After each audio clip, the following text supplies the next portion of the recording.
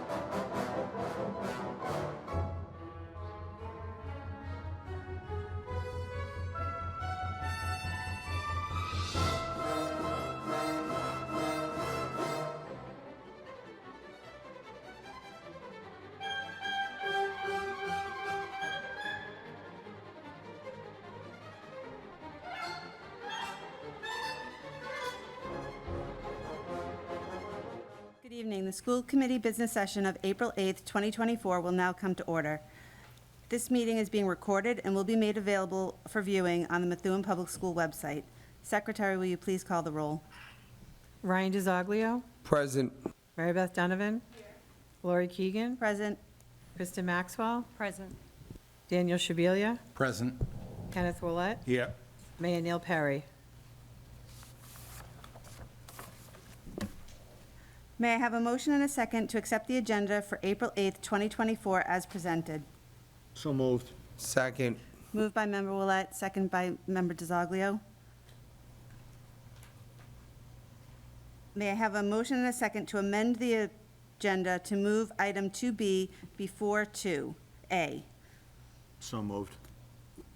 Second. Motion by Member Willett, second by Member DiZoglio. Any discussion? And roll call vote, please, Martha? Ryan DiZoglio, Yes. Mary Beth Donovan, Yes. Lori Keegan, Yes. Kristen Maxwell, Yes. Daniel Shabilia, Yes. Kenneth Willett, Yes. Mayor Neil Perry. Superintendent, would you please introduce our student for tonight's flag salute? Yes, give me 1 second. All right. So I would like to call up, we have a student from the Marsh tonight, Liam Blondin, if he would come up. And we have Miss Cynthia Bennett, and I believe Miss Gordon is here as well. Come on right up here, honey.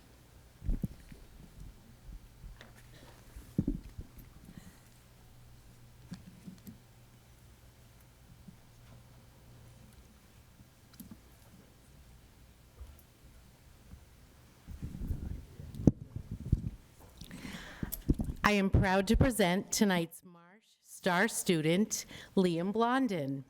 Liam is an amazing young man with a wealth of knowledge and a curious mind. On his way down the sidewalk each morning, Liam checks in with Miss Gordon. We often notice them sharing a laugh and a smile, starting off the day on a positive note. Here's what Mrs. Labrie has to say about Liam. Liam begins every morning with a heartfelt greeting. He comes right into class, excited to begin his day. He's kind and caring to all those around him and often goes out of his way to help others. He is a peer in class that will pick up another's pencil, help peers put their books away, share an eraser, or anything someone needs. He's well prepared during instruction and listens intently. He has his hand up or is ready for a turn and talk about what he is learning. He is an integral part of each and every lesson. He adds so much to our discussions. He is inquisitive and continues to think beyond the text and subject matter being taught. When thinking of nominating a student for the flag salute, Mrs. Labrie thought about the student that respects the flag the most, and Liam came to mind. He likes to move closer to the flag and recites the Pledge of Allegiance every day. He is very aware and proud of his country. Being respectful to the United States is very important to Liam. When not in the classroom, you will find him in competitive game of soccer alongside many of his classmates at recess. He loves sharing stories about going to Topgolf and visiting his dad's work. Liam puts a smile on our faces each and every day. He shines as a Marsh star. Mom agrees that Liam is an amazing young man. He's a terrific young brother. One day recently, Liam asked me if there could be no homework so he could spend more time with his baby brother. When discussing the honor of leading the pledge at the school committee at the high school, Liam was proud to share that his grandfather works here. Liam is a star student. We are thrilled and grateful to have Liam at the Marsh, and we know he will go on to accomplish anything he sets his mind to.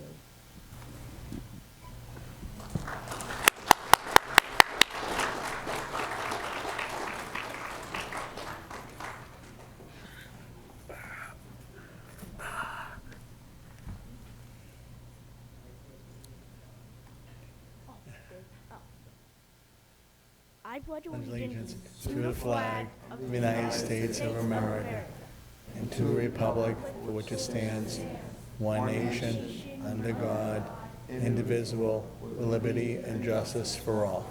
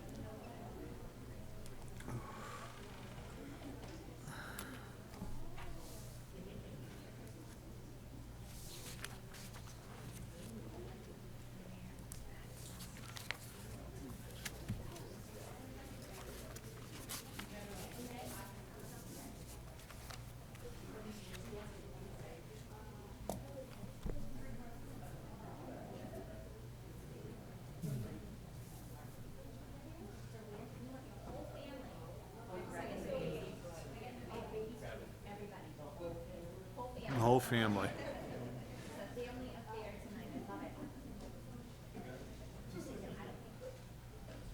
What?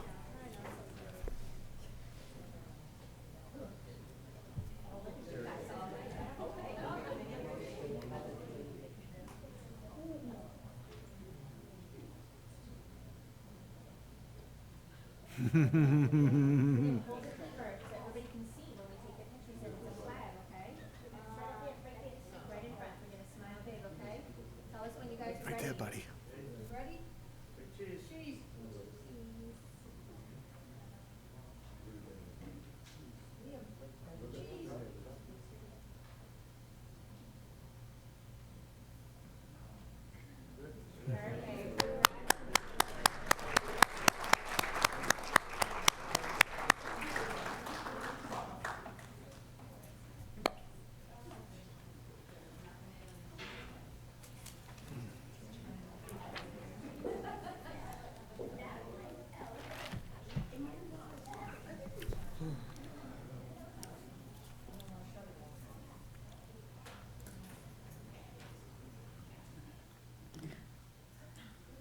Superintendent, would you please introduce our Massachusetts Association of School Superintendents Certificate of Academic Excellence Award winners?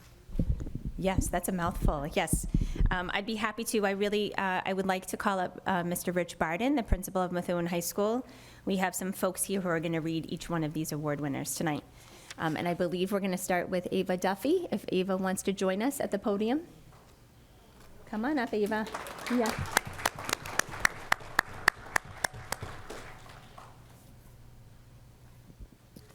Good evening,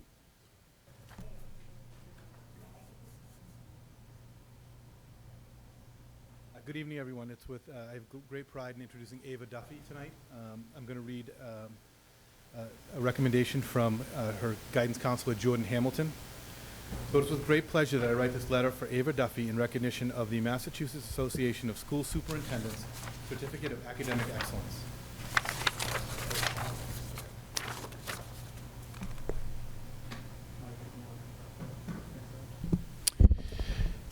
I'll start again.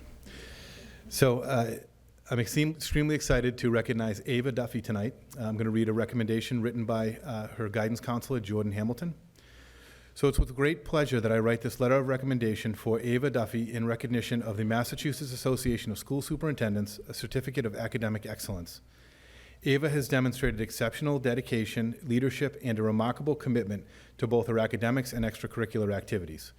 Her accomplishments and contributions to our school community are truly commendable. Throughout her high school years, Ava has been a member of the National Honor Society, where she has consistently excelled in her academics and completed numerous service hours.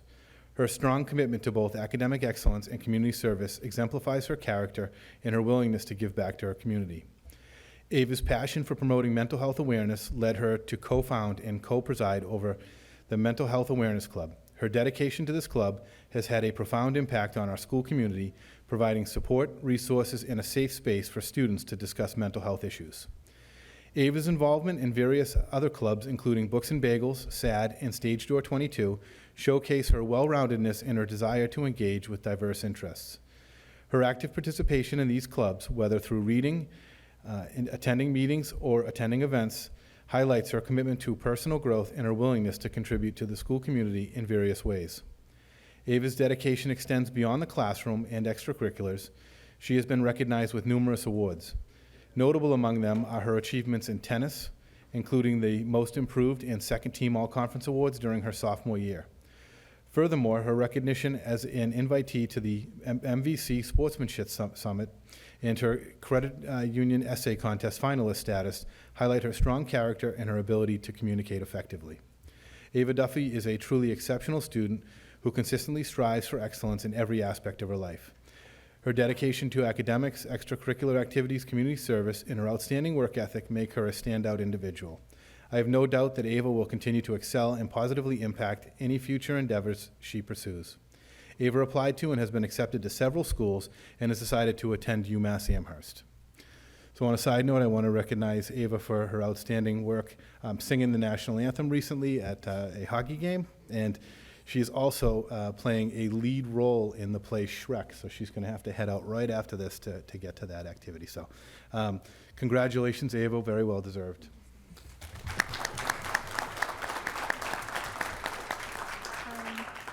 I would like to thank Mr. Hamilton for that very nice recommendation, and I would like to thank Dr. Kwong, Mr. Barden, and Mrs. Tatro for selecting me for this award.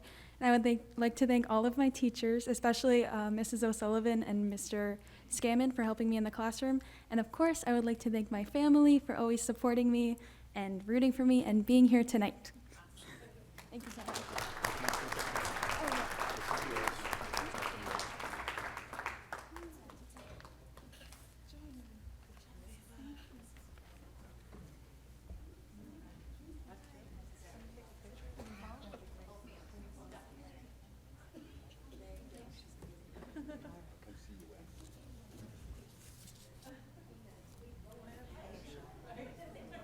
Do you want to get on the picture? No, I'm taking a picture. Oh, all right.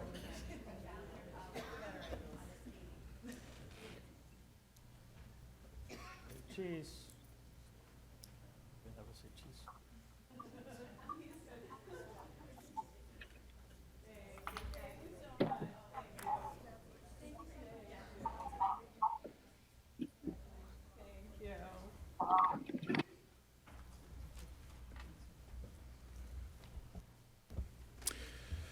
So our next student to recognize this evening is James Lugg. So James, why don't you come on up, and recognizing him as Associate Principal Glenda Javier.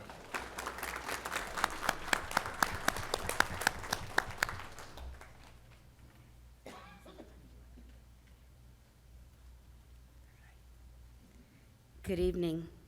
It is my honor to present James with this recognition this evening. And I'm going to be reading a letter of recognition written by his counselor, Jennifer Orellana.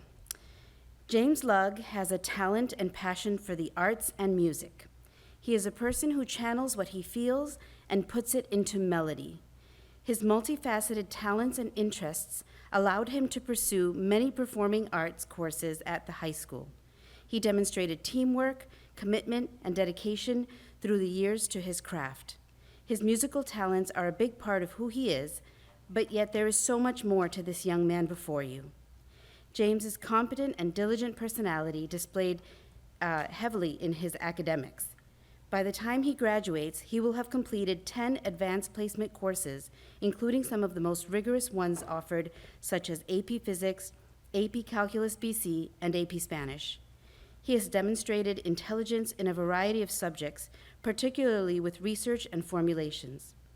Although he presents as a shy student, don't let James fool you, he is an exceptional student who is quite clever. He has a terrific sense of humor, loves to be challenged, and enjoys being an active learner regardless of the subject. His math teacher said, James not only works very well in groups, he enjoys helping others who are struggling with the material. He has a very thoughtful and sensitive way of using precise mathematical vocabulary, which benefits his classmates. James's driven personality and talents have allowed him to be a part of many extracurricular activities throughout the high school. Since freshman year, he has been involved in jazz band and played the clarinet and tenor saxophone for the high school's band. He won the Rookie Symphony Band Award his freshman year. He is also involved in the Dirty Hands Inc. Club, where he played his instrument of choice and various percussion parts. He has been involved in the Stage Door 22 Club, where he was part of the lighting and tech crew for show productions. James is also involved in the SAD Club, Students Against Destructive Decisions, which engages in sharing awareness on mental health and drug use solutions focused for teens. He was a member of the GSA, Sexuality Alliance Club, and this year joined the Science Club, where he focused on building a mini hovercraft. He recently won the Excellence in Chemistry Award at the 2023 Science Fair. James is the type of student that makes educators proud and hopeful. He is well-rounded, is internally driven, and has taken advantage of every opportunity presented to him at MHS, both academically and in music. He has been accepted to UMass Lowell and Berklee College of Music, and at this time will be attending UMass Lowell in the fall. It is with great pleasure that I present to you James Lugg as a recipient of the Massachusetts Association of School Superintendents Certificate of Academic Excellence Award.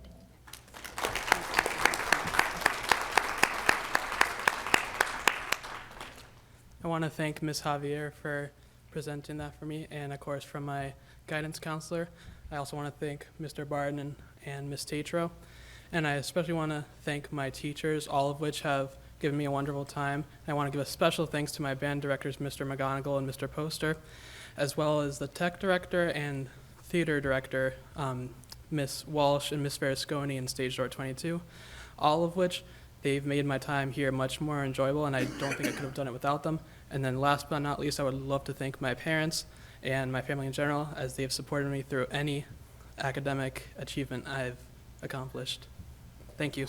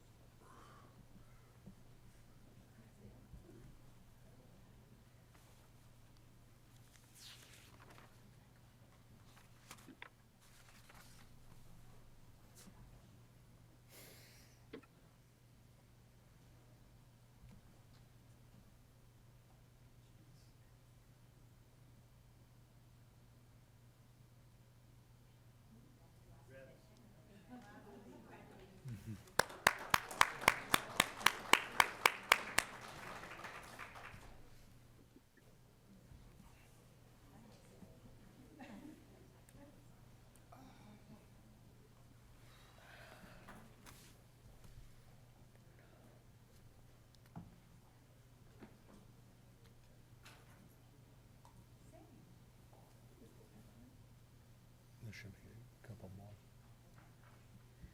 Superintendent, would you please introduce our SOAR Award?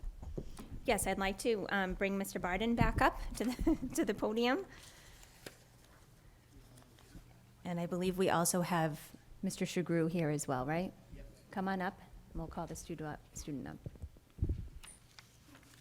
So the Wellness SOAR Award recipient is Fernando Ramos, so he's here, and Mr. Shagru will recognize Fernando.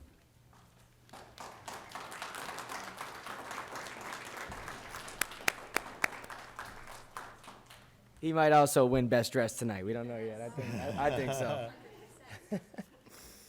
So the Wellness Department proudly announces Fernando Ramos as this year's PE and Health SOAR Award recipient. This student has faced personal challenges nearly the moment he entered the world. At 5 months old, Fernando was diagnosed with leukemia. At this point in life, you are basically unaware of the seriousness and are programmed to the default settings that you were born with. Well, Fernando's default settings were programmed to make him a fighter and to persevere through any obstacle or challenge. After a 2-year battle, Fernando emerged victorious in his fight with this illness. I mention this story because it gives you a background of who the student is to the core. I have had Fernando as a student, along with many of the teachers within the PE and Health Department, and everyone agrees that we have never seen the student not give 100%. He is kind, respectful, and most likely has the greatest perspective for how important it is to live an active and healthy lifestyle. Outside of the classroom, Fernando has aspirations to join City Year, an organization that is focused on building a more equitable future for children and young adults. He also has plans to one day join his mother, Daisy, working for the IRS. Like any young adult just graduating high school, Fernando is unsure where his path will take him. But as someone who has had the opportunity to see this young man in action, he will be a valuable asset to any organization he joins. I'm proud that I had the opportunity to teach Fernando, and I look forward to seeing his success in the future. This year's PE and Health and Wellness SOAR Award, Fernando Ramos.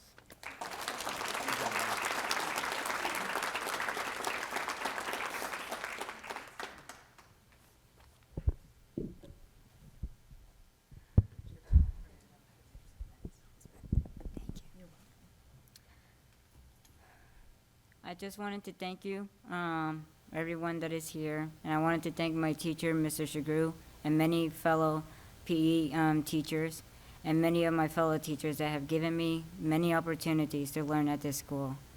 I also wanted to thank my family for being here and giving me support through my life. There's many incredible people I met in my life, and each person I meet gives me a wonderful experience that I will never forget in my life. I thank you all.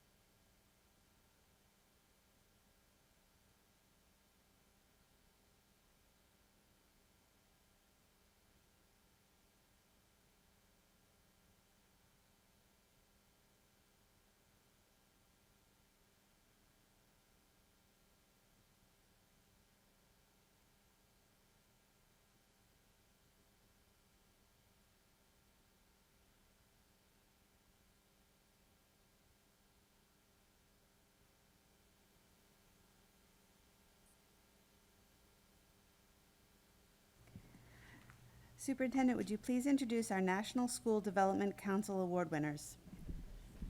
Yes, I'd be happy to bring up Mr. Rich Barden one more time. He's got a couple of people who's going to introduce to read our two award recipients tonight. Oh, you have them. So I'm excited to announce Kim Natarino Vasquez as one of our National School Development Council Award for Academic Growth and Student Leadership in Learning recipients. So recognizing Kim tonight is her counselor, Dave O'Hearn.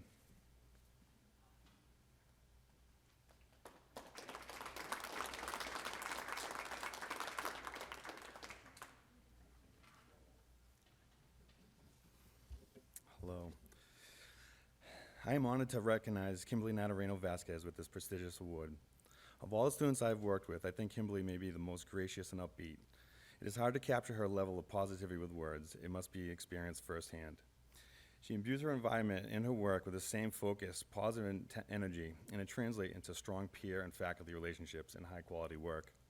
Kimberly loves to learn, and this is obvious upon reviewing her academic record.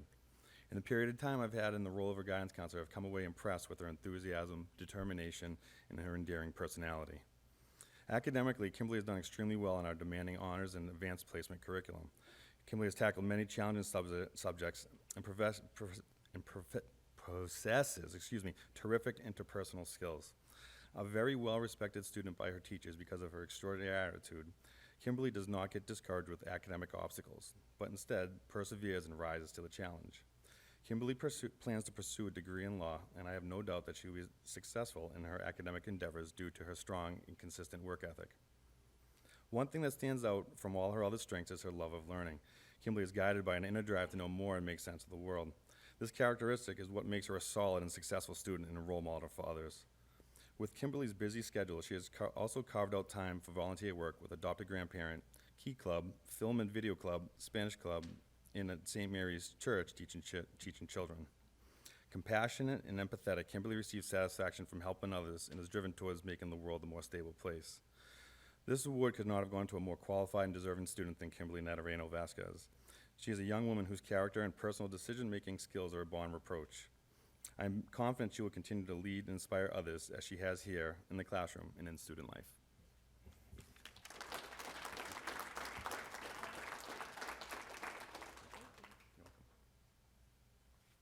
Thank you to Mr. O'Hearn for writing that really kind letter, and a thank you to Mr. Barden and Dr. Kwong for being here tonight.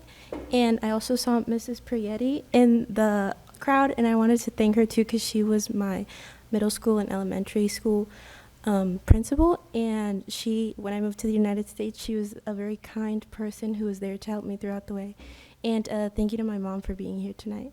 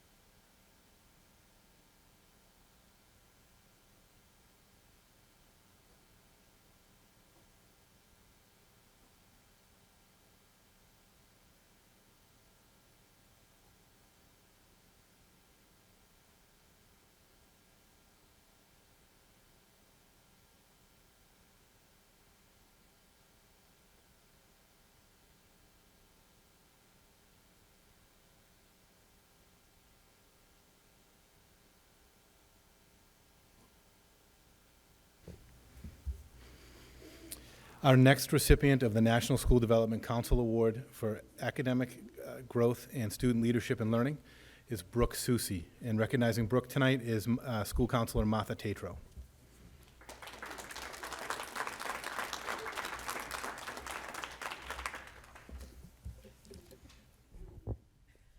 Good evening. Where are you? She's not allowed to hide. Mature, intelligent, and humble is how I would best describe Brooke Susi. It's been an honor to serve as her school counselor the past 4 years. Having the opportunity to watch her grow and develop from the quiet but determined freshman into the confident and independent senior she has become has honestly been fun. Her passion lies in helping others, which is why it's no surprise to me that she wishes to pursue a career in nursing. She not only has the academic foundation to be successful in a challenging nursing program, she has the patience, kindness, and compassion needed when working with patients. These qualities and more are who Brooke is, which makes it a perfect fit for her to receive this award. One thing that really stands out from all others is her true love of learning. She is guided by an inner drive to know more and to make sense of the world. Brooke's passionate approach to studies originates from a quiet and comfortable confidence in herself, although at times it doesn't always show. There have definitely been times when she second-guessed herself or maybe didn't do well on an assignment or a test. Instead of letting it get her down, she sought out teachers, worked through the difficulties, and came out more knowledgeable and prepared. Brooke is also methodical and attentive to details, which bodes well for her in the sciences. She thinks deeply, moves into action while figuring out how to make an assignment or a project her own. She's always leaned towards the sciences and nursing, but her junior year she took AP Psychology, and that just opened her world up in terms of how these two fields are so connected. The bottom line for Brooke is she wants to help people, no matter what the venue, and never expecting anything in return. Her energy in the classroom and approach to learning will serve her well in college and life. Outside of the classroom, Brooke has been involved in a plethora of activities, athletics, and somehow managed to find time to work. As a member of our indoor and outdoor track teams, Brooke is a leader. She may not be in the Times column as a leader, but as a teammate, she stands out. She recognizes that everyone has a role. She does her best at all times and makes sure she's encouraging of others. A member of our SAD club, she believes in leading a healthy lifestyle and making choices that sometimes go against the grain of many high school students. But she is perfectly all right with that. Her integrity is important. She will not second-guess her decisions, even when others may pass judgment on her. What matters most is that her small group of friends and her family support her, and I admire her resolve. Brooke's ability to prioritize her time and find balance in her life is a strength she will carry with her at all times. I am confident that Brooke's passion for her work and determination to always do her best will set a standard for excellence in her classes next year. She's a young woman whose character and personal decision-making skills are beyond reproach. She is a resilient young woman who has worked diligently in many areas and whose tremendous personal and academic growth is due to her determination and effort. She's a student who takes her work very seriously and strives to develop herself in every step of the way. Brooke truly understands life is all about learning. Every situation, every involvement, and every opportunity allows her to grow and become the best version of herself. Brooke Soucy is a positive, self-disciplined, thriving in the life she has created, and will attend Westfield State University next year as a nursing student and will also be running track. It is my absolute pleasure to present to you Brooke Soucy for the National School Development Council Award for Academic Growth and Student Leadership in Learning.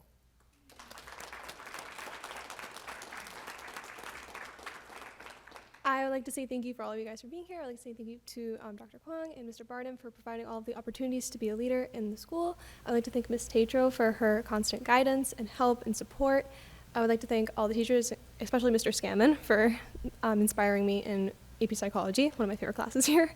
And I would like to thank my parents, especially for all of their continuous support and encouragement, not to always do well, but to try my best, my hardest, and not putting all the pressure on me, but allowing me to do it myself. So thank you.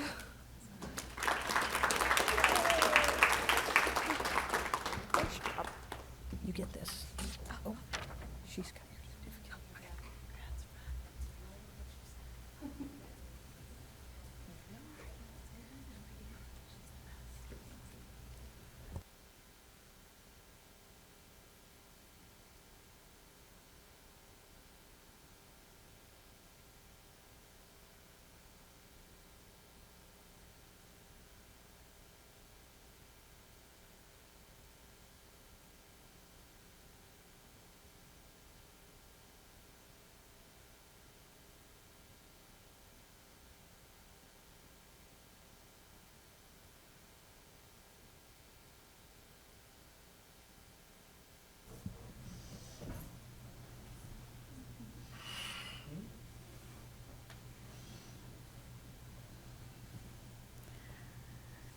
Superintendent, would you please introduce our Massachusetts Poetry Out Loud state runner-up?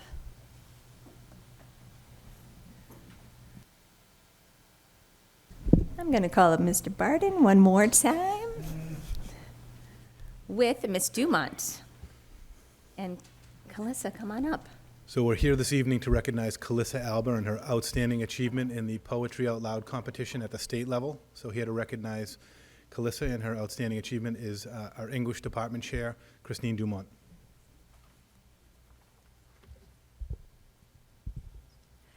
Hello. I am extremely proud to present to you Calissa Ajale Alba, the Massachusetts Poetry Out Loud runner-up. Here is a bit about Poetry Out Loud if you don't know already. It is a national arts education program that encourages the study of great poetry by offering free educational materials and a dynamic recitation competition for high school students around the country. This program helps students master public speaking skills, build self-confidence, and learn about literary history and contemporary life.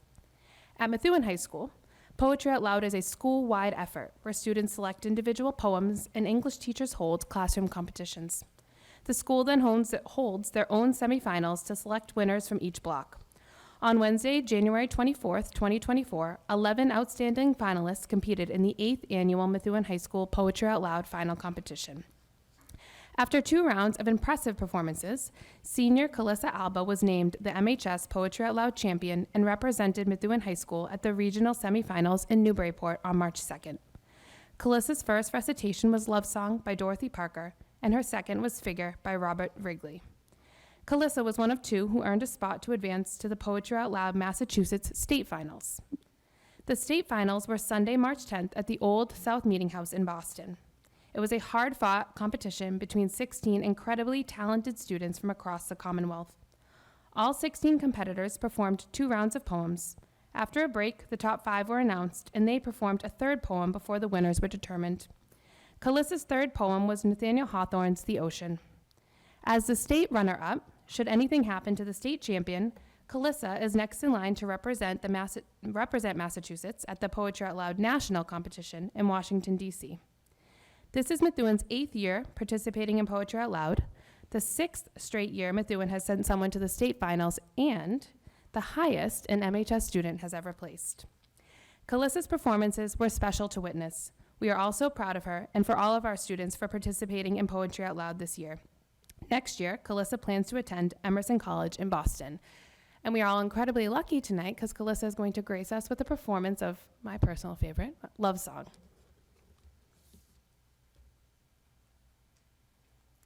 Hi, I'm Calissa Alba, and I will be reciting Love Song by Dorothy Parker. My own dear love, he is strong and bold, and he cares not what comes after. His words ring sweet as a chime of gold, and his eyes are lit with laughter. He is jubilant as a flag unfurled. Oh, a girl, she'd not forget him. My own dear love, he is all my world, and I wish I'd never met him. My love, he's mad, and my love, he's fleet, and a wild young wood thing bore him. The ways are fair to his roaming feet, and the skies are sunlit for him. As sharply sweet to my heart he seems as the fragrance of acacia. My own dear love, he is all my dreams, and I wish he were in Asia. My love runs by like a day in June, and he makes no friends of sorrows. He'll tread his galloping rigadoon in the pathway of the morrows. He'll live his days where the sunbeams start, nor could storm or wind uproot him. My own dear love, he is all my heart, and I wish somebody'd shoot him. Thank you.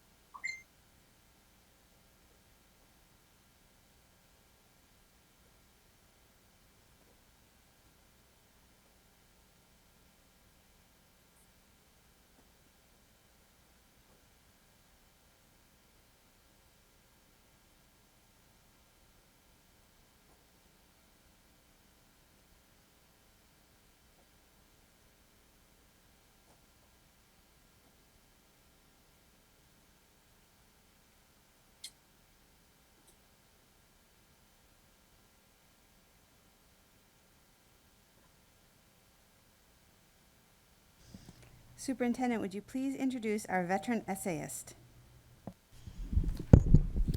Yes, I'm going to call up Rebecca Gordon, principal of the Marsh Grammar School, and I believe we have Nicholas Ruffini here, who is our award-winning essayist. And we have folks from the VFW here as well, if they want to join. Yes, I'd like to invite up Dan O'Neill from the Methuen VFW. Oh, Thank yes. you very much. Perfect. Thank you. Good evening. Nicholas Ruffini, that's okay, entered the VFW Scholarship Essay Contest, which is held annually at the national level, state level, district level, and post level. Nicholas won the post level, he won the district level, and he came in third in the Massachusetts level. The VFW is proud to contribute to youngsters' educational progress. And I have applications for this year's contest that I'd like to hand out to everybody afterwards. And if Nicholas doesn't mind, I would like to invite him to read his essay. It's very patriotic and it's very well written. Nicholas? Hi, I'm Nicholas Ruffini, and I'm here to read my essay today. I am inspired by America's history and the amazing people who helped shape today and will help shape tomorrow. From the first pilgrims discovering America to the men and women who have defended our country across several wars and battles, I'm inspired to do my best and not take our freedom for granted. There are 3 people in American history that have inspired me: George Washington, Abraham Lincoln, and Martin Luther King Jr. George Washington was the first president of America, but it's his leadership in battle that inspires me. With his leadership, our small militia army was able to hold off a much larger British army and secure our independence. The history of Abraham Lincoln also inspires me, where he was a leader during the Civil War between the northern and southern states. Fighting for the freedom of slaves, he wrote the Emancipation Proclamation ending slavery in America. He led the North to a victory against the southern states. The third person in American history that inspires me is Martin Luther King Jr. Dr. King fought for equal rights in America through several peaceful protests and won the Nobel Peace Prize. I am also inspired by great veterans from the World Wars to those in Korea and the Vietnam Wars to the Desert Storm War, and the sacrifices those veterans have made for our freedom. Sadly, several Americans lost their lives fighting for our freedom, and others were badly wounded. Last year, my dad volunteered to help set up the traveling version of the Vietnam Memorial Wall, and we went and visited the wall and the display. I was inspired by the stories and items on display and grateful for the sacrifices made by the people whose names are on the wall. I also recently watched Band of Brothers and saw the interviews with actual soldiers during the episodes and was inspired by their stories and the sacrifices they made. All these reasons are exactly why I'm inspired by our amazing country that we live in today. Thank you. Thank you, Nicholas.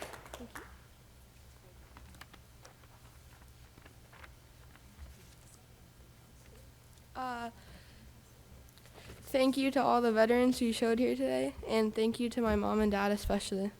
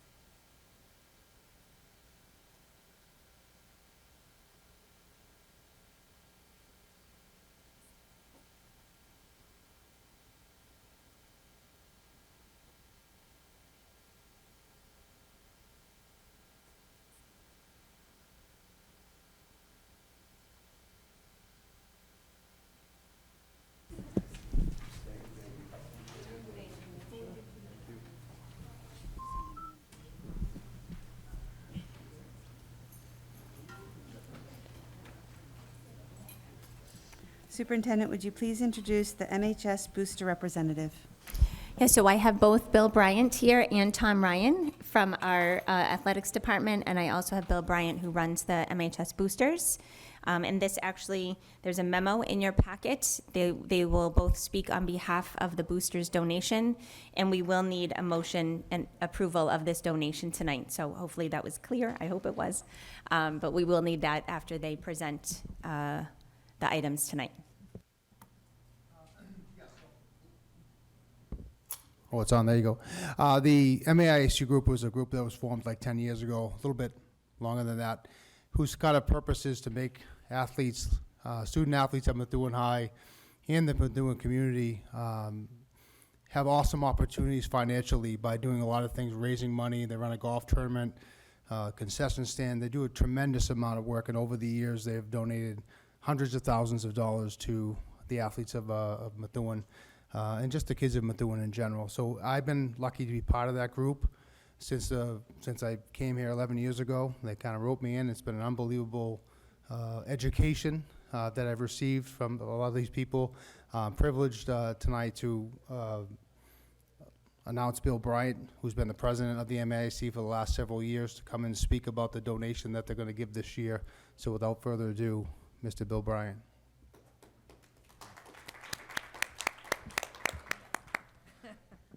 Took the words right out of my mouth. So with a hardworking guy is always a great supportive wife. So technically we have two groups, the MEIC, the Methuen Athletic Improvement Committee is what I'm the president of, and Pam is actually the president of the Boosters. Kind of two separate groups under one umbrella, but we've definitely done the work along with many, many volunteers over the past 11 years, as well as the community that continues to come out and support pretty much all of our endeavors, all of our fundraising efforts, and things that are really important to the athletes of Methuen High School, as well as the digital sign out front, the lights in the field house. So it's not just about uniforms, it's about bettering the high school as well as the fields across the city. So I believe they have a packet with, okay. So just important to run through. The first is a huddle live stream. What that is that allows the athletic teams, the varsity teams, to be filmed. For example, the basketball coach in the past would spend hours after a game basically breaking down the film. Huddle does that for the coaches now, but the price has gone up incredibly. So that's not the full price, that's just what we donate towards the high school. But this allows the coaches to send film out for the athletes for recruiting and for colleges. Obviously, boys lacrosse uniforms, home and away, that's pretty self-explanatory. Girls and boys tennis uniforms, girls varsity and JV basketball uniforms, football practice jerseys, football practice equipment. And if you notice for football, it's quite a bit of money, but that's one of the teams that has probably the most players. And as a non-cut sport, you want to make sure that you have all the equipment and uniforms to outfit everybody.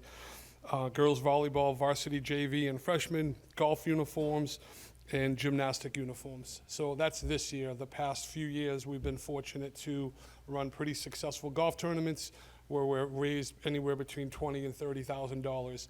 That money immediately goes right back to the athletes, between Mr. Curran and the interim acting AD, Coach Ryan, basically generate a list. So the goal is to continue to supplement the athletic budget to ensure that the student athletes continue to not only get gear, but also uniforms that match the rest of the MVC throughout the conferences. So, questions? Member Shabilia?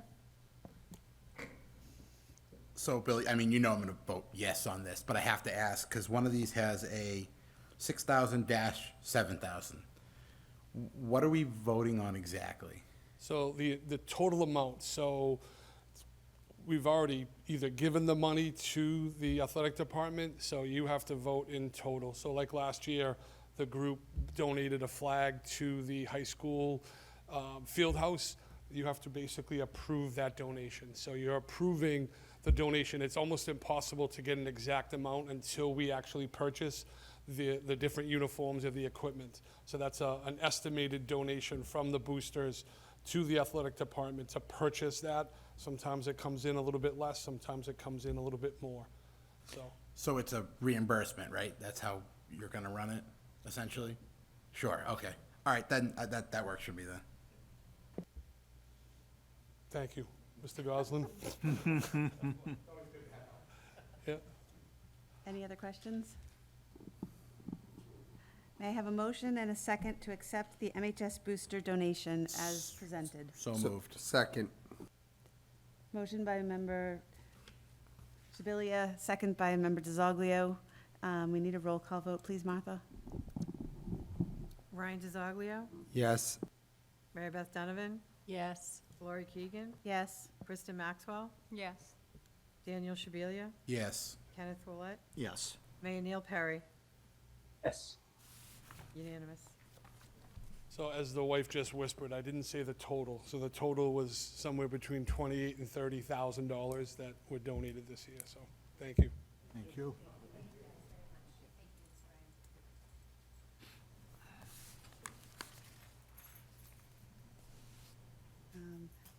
student representative tonight is not here. Is there a student advisory committee? Is there any updates?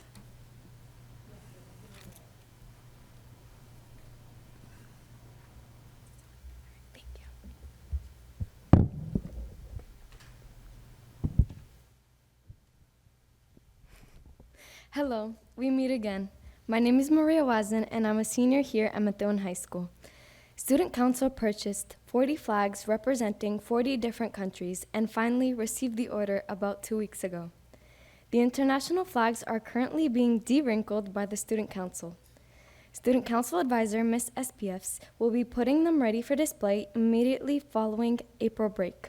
The flags will be displayed in the main hallway for prime visibility. As for senior prom, it's on Thursday, May 23rd, 2024. Tickets are being sold for $90 if purchased before April 12. From then on, tickets will be sold $95. The deadline for purchasing tickets is April 26th. As for the location, it's located at the Atkinson Resort and Country Club in Atkinson, New Hampshire. Before February vacation, seniors were able to attend the Credit for Life Fair. It was about how every student's financial situation could possibly go after high school. It was with a twist. Students were able to apply for scholarships by spinning a wheel to see how much money they'd get. Financial plans were made through each student's decisions to going to all the stations and seeing if they will be in debt or not. Once the stations were done, at the center was the financial help, where they would check to see if you are in debt. If you are in debt, you would get sent off to find areas where you can spend less and get out of debt. If you weren't in debt, and once the people who were in debt got out of debt, got a raffle ticket, as well as a Methuen Rangers water bottle, along with a drawstring bag. The raffle tickets was used for a chance to win Chick-fil-A gift cards. There was also a station to take pictures and a station where seniors were able to record themselves for a short interview. Up next from Student Council is a freshman, Laura Wesson. Thank you.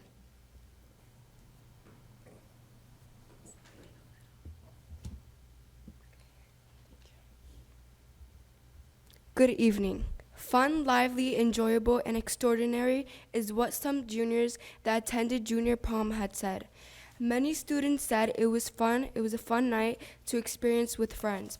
As for JROTC, in the past few weeks, JROTC has participated in a number of events, inside and outside of school.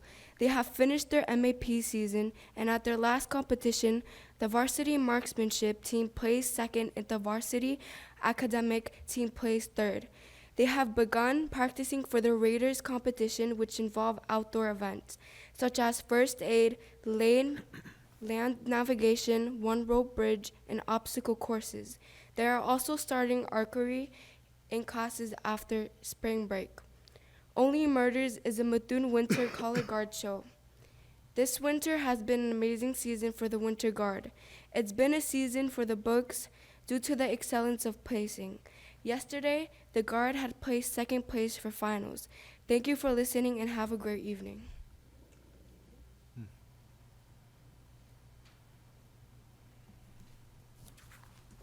Has anyone signed up for public participation? At this time, we will close public participation portion of this meeting. If you cannot make the meeting in person for public participation, you can send an email to Martha Sorois at masorois@methuen.k12.ma.us before 3 p.m. on the day of the school committee meeting. May I have a motion and a second to approve the minutes of March 11th, 2024? So moved. Second. Moved by Member Willett, second by Member DiZoglio. Any discussion? Roll call, Martha, please. Ryan DiZoglio? Yes. Mary Beth Donovan? Present. Lori Keegan? Yes. Krista Maxwell? Yes. Daniel Shabilia? Yes. Kenneth Willett? Yes. Mayor Neil Perry? Yes. May I have a motion and a second to approve the minutes of March 20th, 2024? So moved. Second. Moved by Member DiZoglio, second by Member Willett. Discussion? Martha, may I have a roll call, please? Brian DiZoglio? Yes. Mary Beth Donovan? Present. Lori Keegan? Yes. Krista Maxwell? Yes. Daniel Shabilia? Yes. Kenneth Willett? Yes. Mayor Neil Perry? Yes. May I have a motion and a second to approve the minutes of March 25th, 2024? So moved. Second. Moved by Member DiZoglio, second by Member Willett. Discussion. Martha, may I please have a roll call? Brian DiZoglio? Yes. Mary Beth Donovan? Present. Lori Keegan? Yes. Krista Maxwell? No.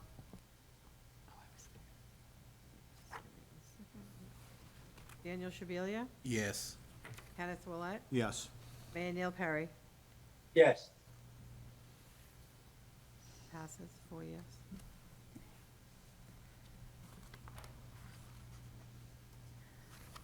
Does the committee have any questions about the Assistant Superintendent of Services report?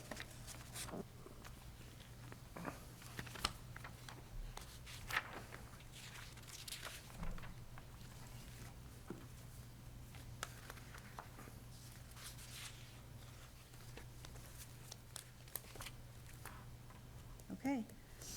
Does the committee have any questions about the Director of Human Resources report?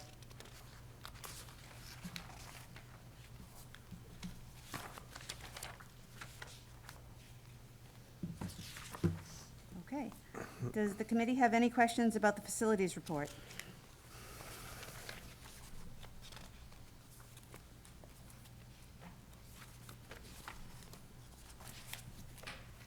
Does the committee have any questions of the out-of-school suspensions and other disciplinary actions report? Member Shabilia? I thought we had discussed it last time, but in the future, is it possible to break these down by the related issue, whether it's fighting related, drug related? And then to also break out kids that were suspended that had services, whether they be IEPs, 504s. I don't need to know names or what, just a number. So, yes, this was part of the, we wanted some clarity tonight, so I did indicate that to the school committee. So, are we talking about the out-of-school suspension breakdown by category? Yes. Yes. So, we can draft something to put together. It's not as easy as one bucket or two buckets, just because of the nature of the way things are reported and the indication on the reports for DESE, right? Some things get reported to DESE, some things don't. So if you just allow me I'll draft something to work with, like what those buckets look like. It may not be the same language as those indicated, but they'll be larger buckets. Yeah, you can use your creative liberties, and Okay, we'll that's refine it over time.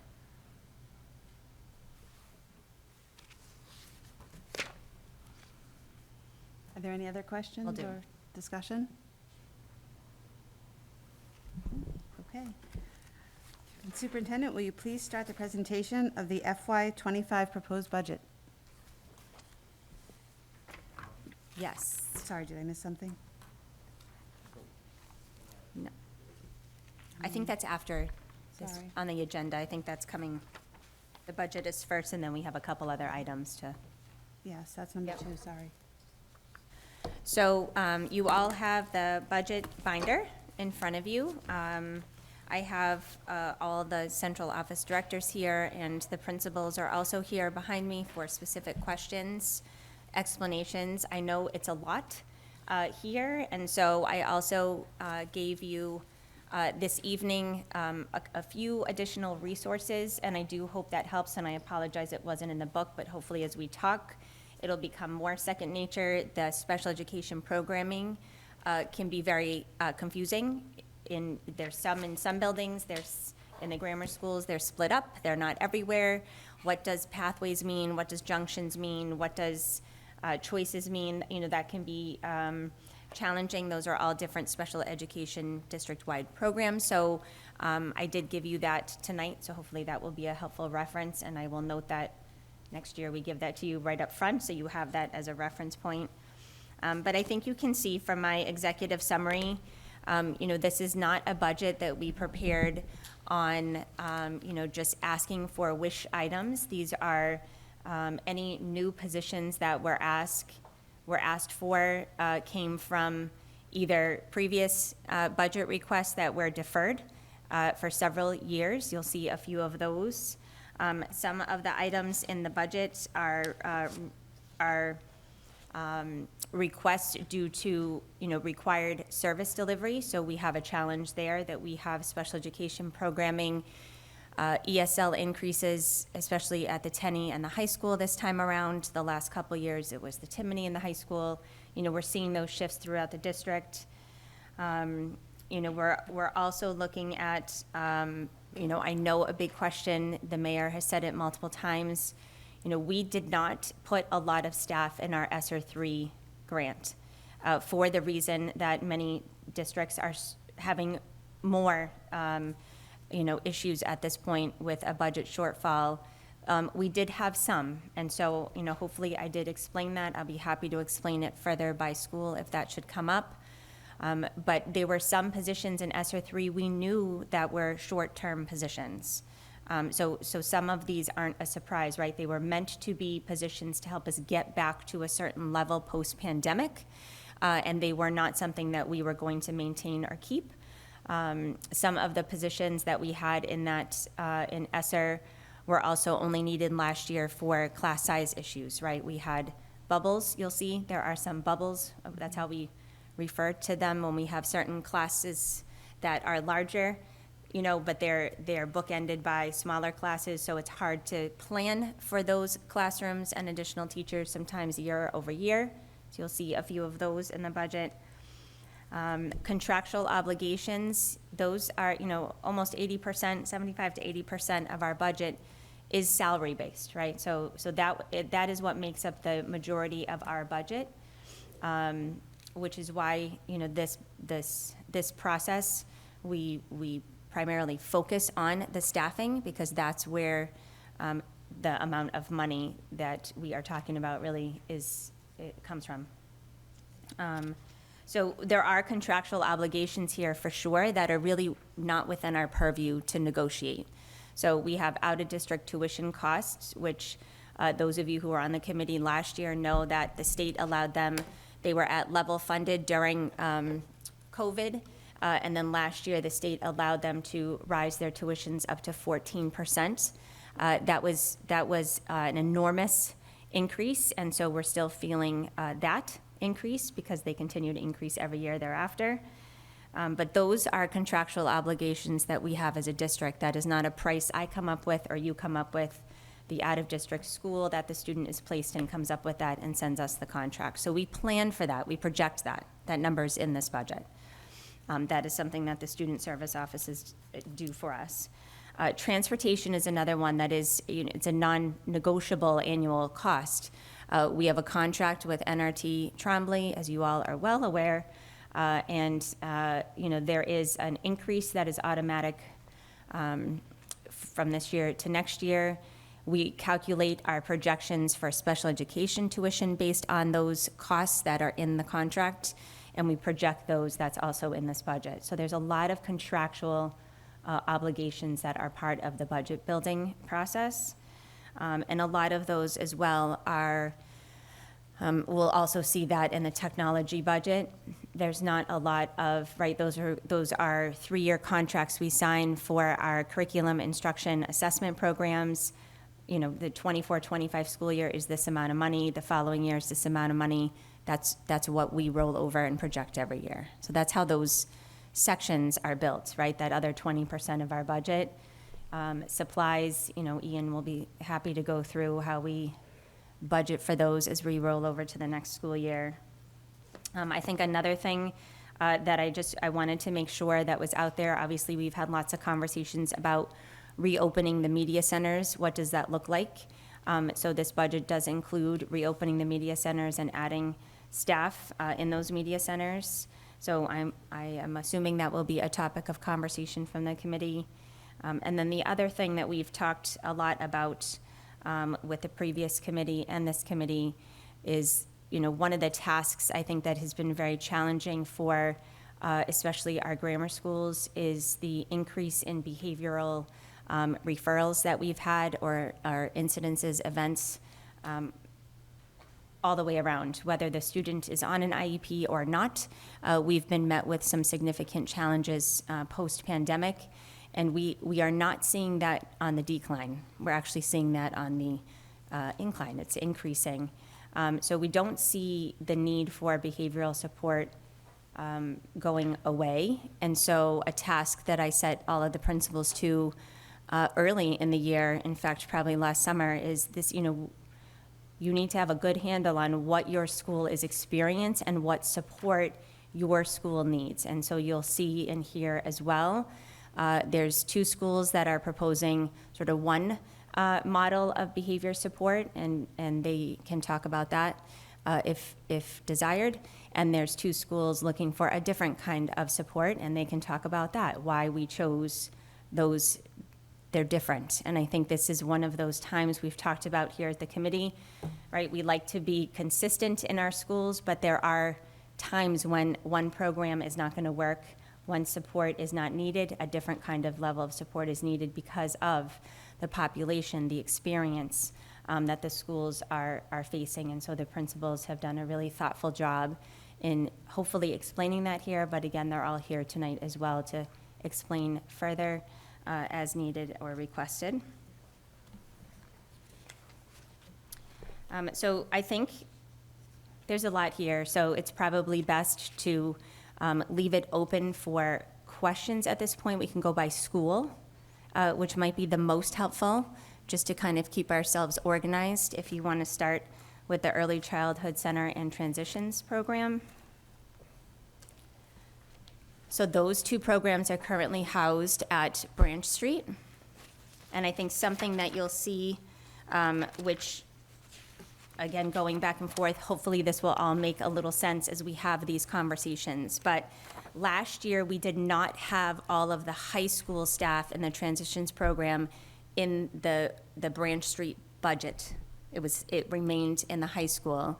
So you'll see a large number of reduction at the high school and a higher number of positive requests at the Branch Street, at the Transitions program, but they're not new requests, right? We're moving staff from one program at the high school to actually putting it where it belongs now, right? We didn't do that last spring. As we were trying to make that transition, we had to go through the budget process before all of that was decided. So all of those positions and programs are in the right place. And so there's a couple places in here that we've done that, and so we'll make that clear as we go through with the schools, that there might have been a reduction in one school at the Marsh, but we moved those positions to another school where students are. So it's not a new position request, we're moving things to make sure that we're being able to service the students. So if we start with the preschool and transitions school, there's some questions that you may have about the preschool and transitions, and then I think there's probably more questions about the narrative regarding the 3 options that we outlined for some of our preschool transitioning to kindergarten students that hopefully between Gina and myself, we can answer your questions about that. So I'll stop talking and let the school committee go. All right, are there any questions on the Early Childhood or Transitions program? All right, Member Shabilia. So on the 3 options, Okay. I mean, option number 3, the 2 classrooms at Branch Street, I agree is the best of the 3, but my concern is, are we gonna staff them? I like the idea of keeping it in-house, but we can't fill the positions we have now. Yeah. But we wanna create more. So, great question. And I don't, we don't have a perfect answer for that, and I'm gonna say, and I give, Ms. Bozak is the one who was having the ongoing conversations with our Crest Collaborative peers to talk about what could this look like, right? We're at a point where we have 26 preschool kids entering kindergarten. Last year, we had almost the same, the last 2 years, we've had almost the same exact number. So we really have to think about our own capacity as a district to be able to service kids in our district in a sub-separate setting. I hope that makes sense, what I just said. And so, we're really trying to thoughtfully think this out, that we don't want to send kids out of the district. And so we're trying to figure out who could help us with this. So with this plan, there is one classroom going to the Marsh for kindergarten. So that's a new request that you saw in the Marsh. So there's this group of kids is all one group of kids. One classroom goes to the Marsh, and 2 classrooms stay at Branch Street. And the staffing is certainly a concern for us, but I have to say it's almost the same concern, if not bigger, for the collaborative.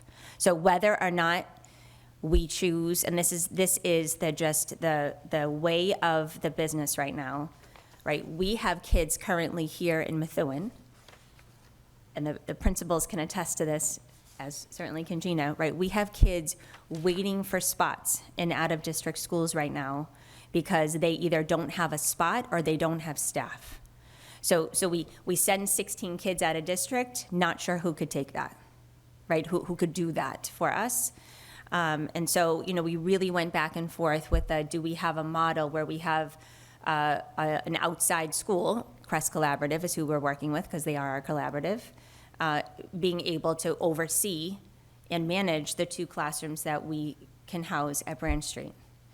And just that wasn't, as you can see here, it wasn't going to be cost effective for the same product, right? We're looking for the same teachers with the same certifications.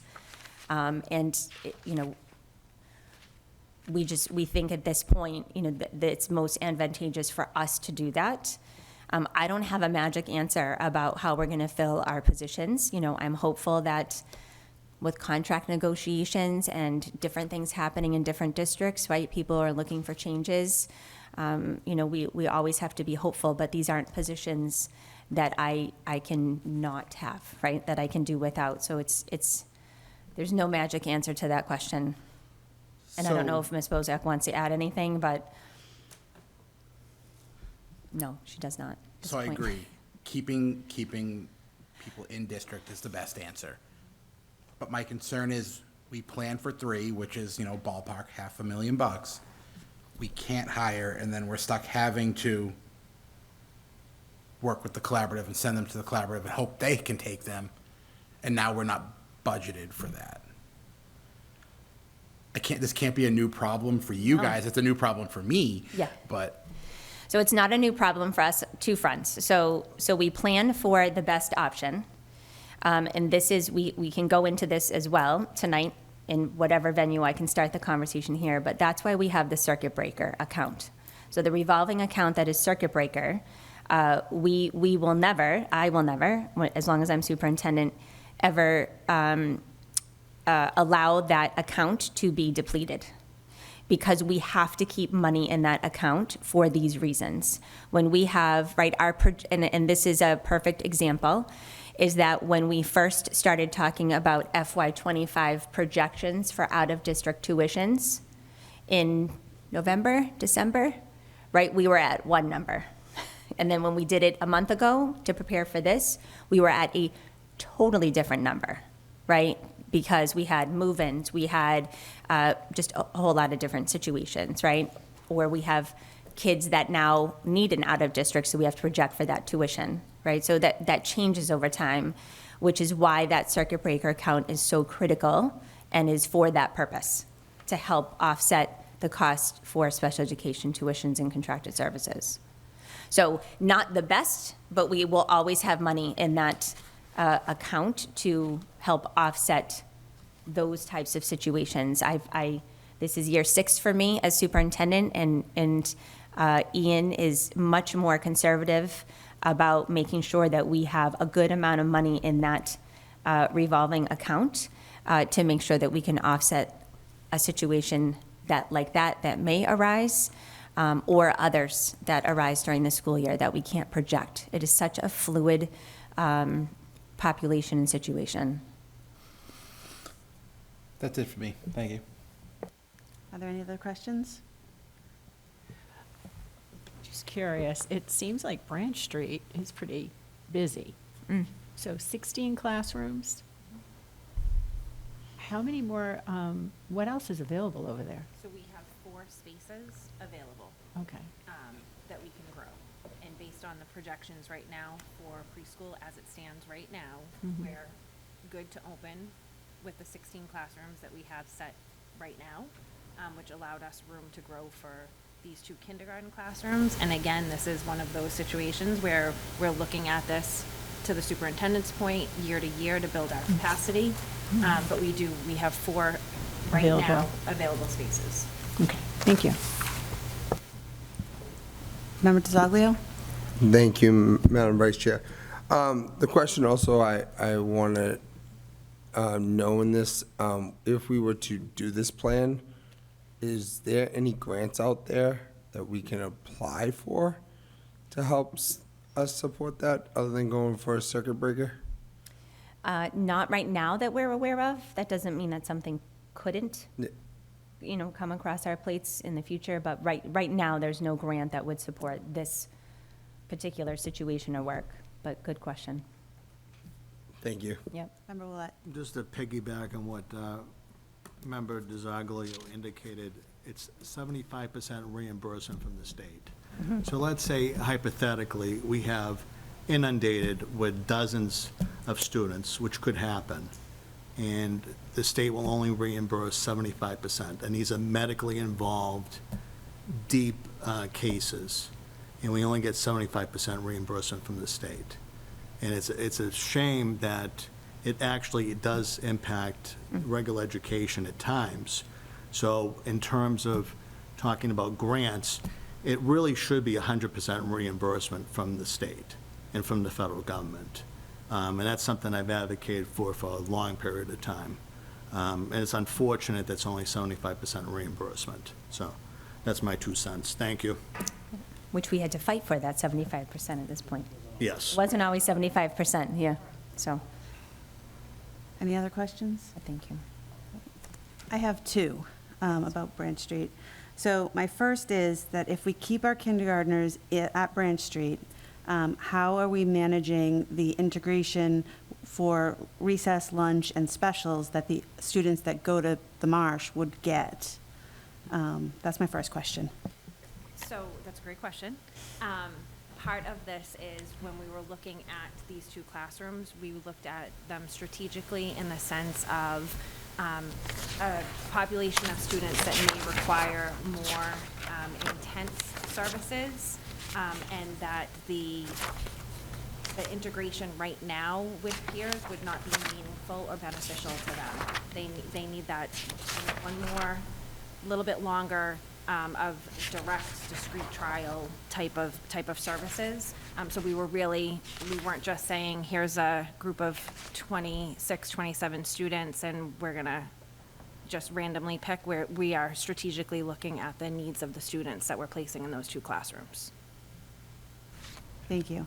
My second question is about the secretary that you are asking for special ed. My question is, when you went to Branch Street and the preschools came from the lower schools at the other schools, those students were supported by secretaries at those schools. Did you get a secretary to support preschool when you moved to Branch Street for that, to replace the secretarial support that you had? We did not. So we internally restructured. So one of the secretaries that always supports preschool special education as well as high school special education has taken on the additional components of managing attendance, all things that you would see a building secretary do for the management of the students. So you're, in essence, down a secretary, not just asking for a new secretary. You're, in essence, asking for a replacement of what you had. We were looking to see how we could absorb this, but I will take this moment to say, and superintendent knows this as well, the department's requested this additional secretary for probably about 6 years now, just given the growth and the increasing demands primarily of transportation special education transportation and the communication and systems that we want to maintain for our families. Great, thank you. Member Shabilia. Sorry, so to Member Keegan's first question, I may not have caught the answer, but my understanding of the question was, for these kindergartners who are staying at Branch Street, how are they handling the specials and recess, correct? That's not what I got. So, okay. So just, No, that's great. Nope. Clarification. So recess will still occur for the students. We have the outdoor space. We also have the indoor space that we utilize for a lot of our preschoolers. And that's on a schedule, so there wouldn't be any integration of the preschool and kindergarten. For specials, we have an adaptive PE teacher. We have 2 in the district, so one would come over to provide the PE sessions with those students. And then art, I would be working with our fine arts department to see how we can integrate the arts and music. Are you still doing the peer model program? For preschool? Yes. What's the enrollment like right now? I'd have to get you that number off the top of my head. I don't have it. Okay, and we can talk about that offline then. Sure. Thank you. Are there any other questions for Branch Street? All right, let's move to the CGS.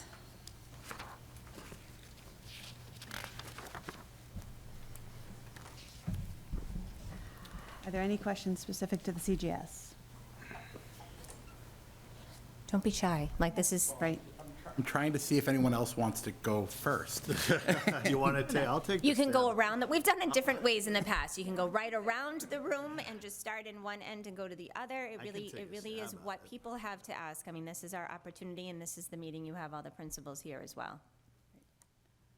All right, I'm just going to go with that. So if there's clarification, I'm just not, we read this every day. We know these acronyms, so this Right. is also a challenge, and so we recognize that. So anything that we, myself, the principals can explain further for clarification and reasoning, we want to be able to do that tonight. Right, so I guess my first question starts around is it the Bright pilot? Right. Went through this a couple of times.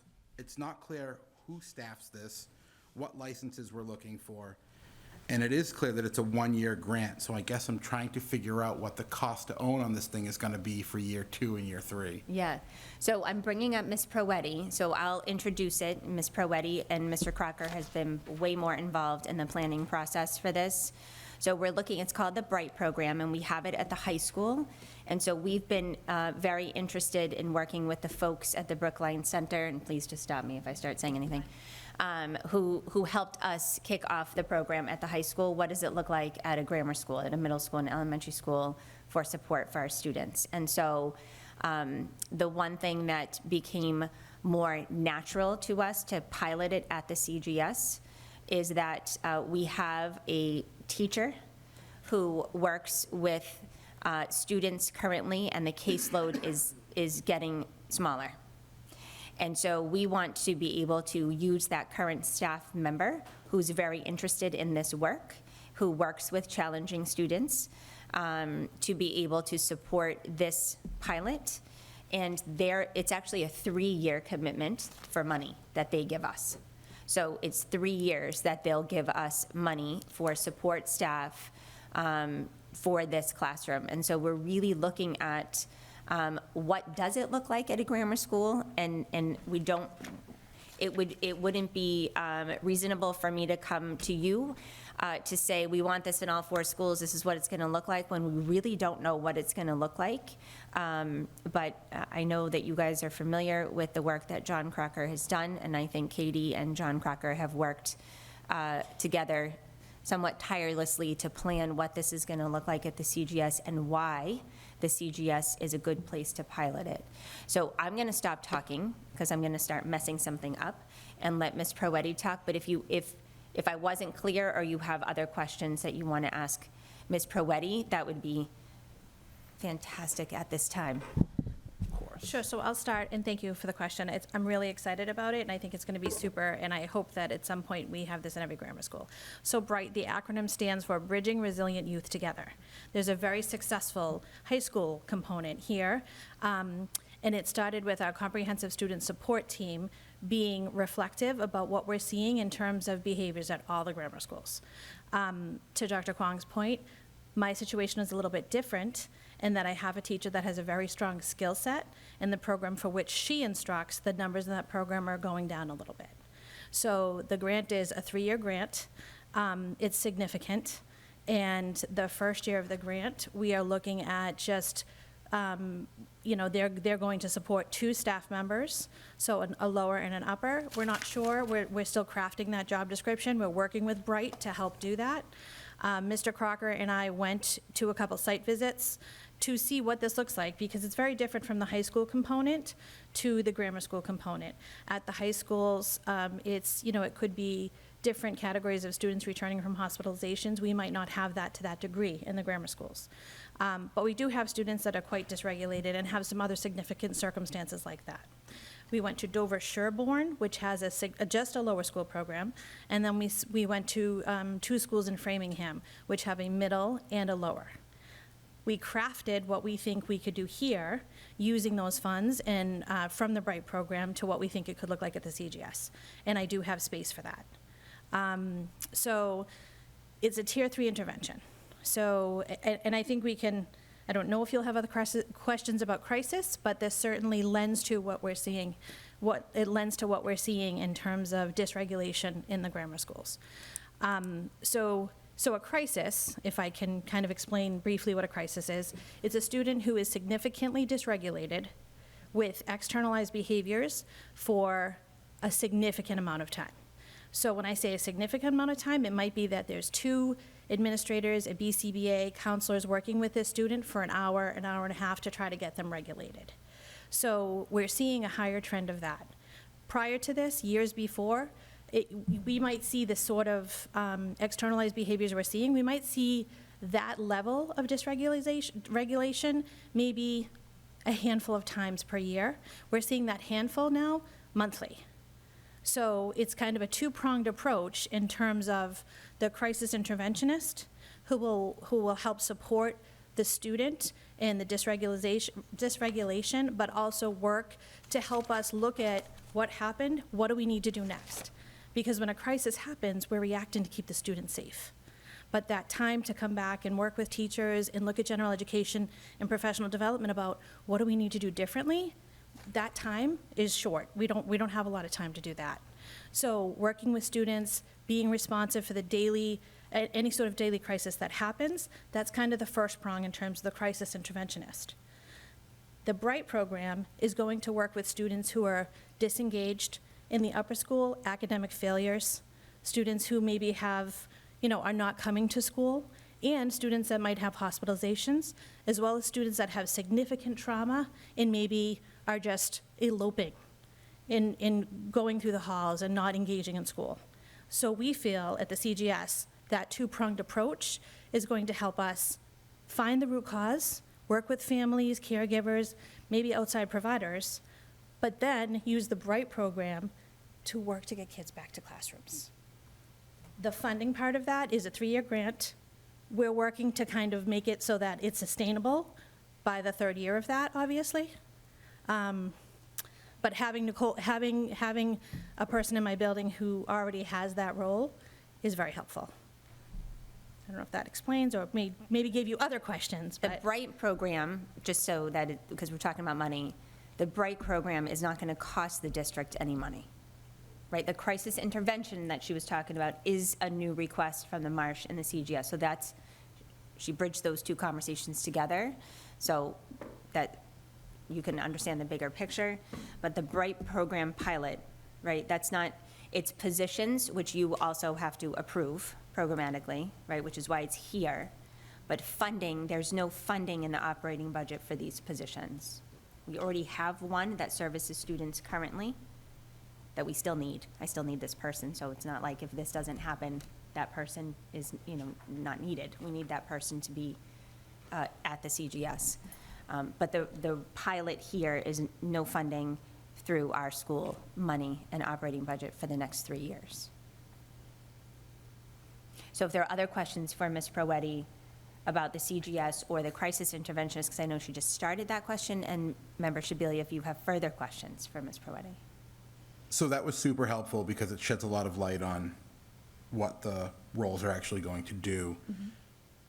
And even with that, now with that knowledge, it even begs the question more, what kind of license are you looking for? So for the Bright program? Yes. So a special education teacher, somebody that has some background, maybe working with other agencies like DPH and things like that, which the person that we're talking about holds that. So an experienced educator who has done CPI training, worked with de-escalation, has some of those other things in terms of that role. The Bright position, in terms of the two related service providers, or I don't want to say Support that. staff, I think is it, Support yeah. staff. Support staff that we're looking for, somebody who has just shown a skill set in terms of being able to kind of de-escalate and work with students. Part of this also, though, this is a very important feature, part of what Mr. Crocker and I have worked with the Bright program to fund is that during the summer, we're hoping to have those people come in and do some specialized training, because I think it takes a specialized person to be able to work in these situations.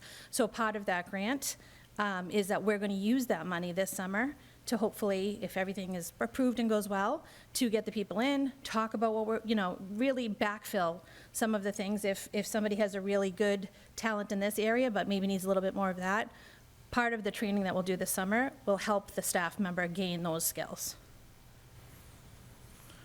And Bright will pay for that.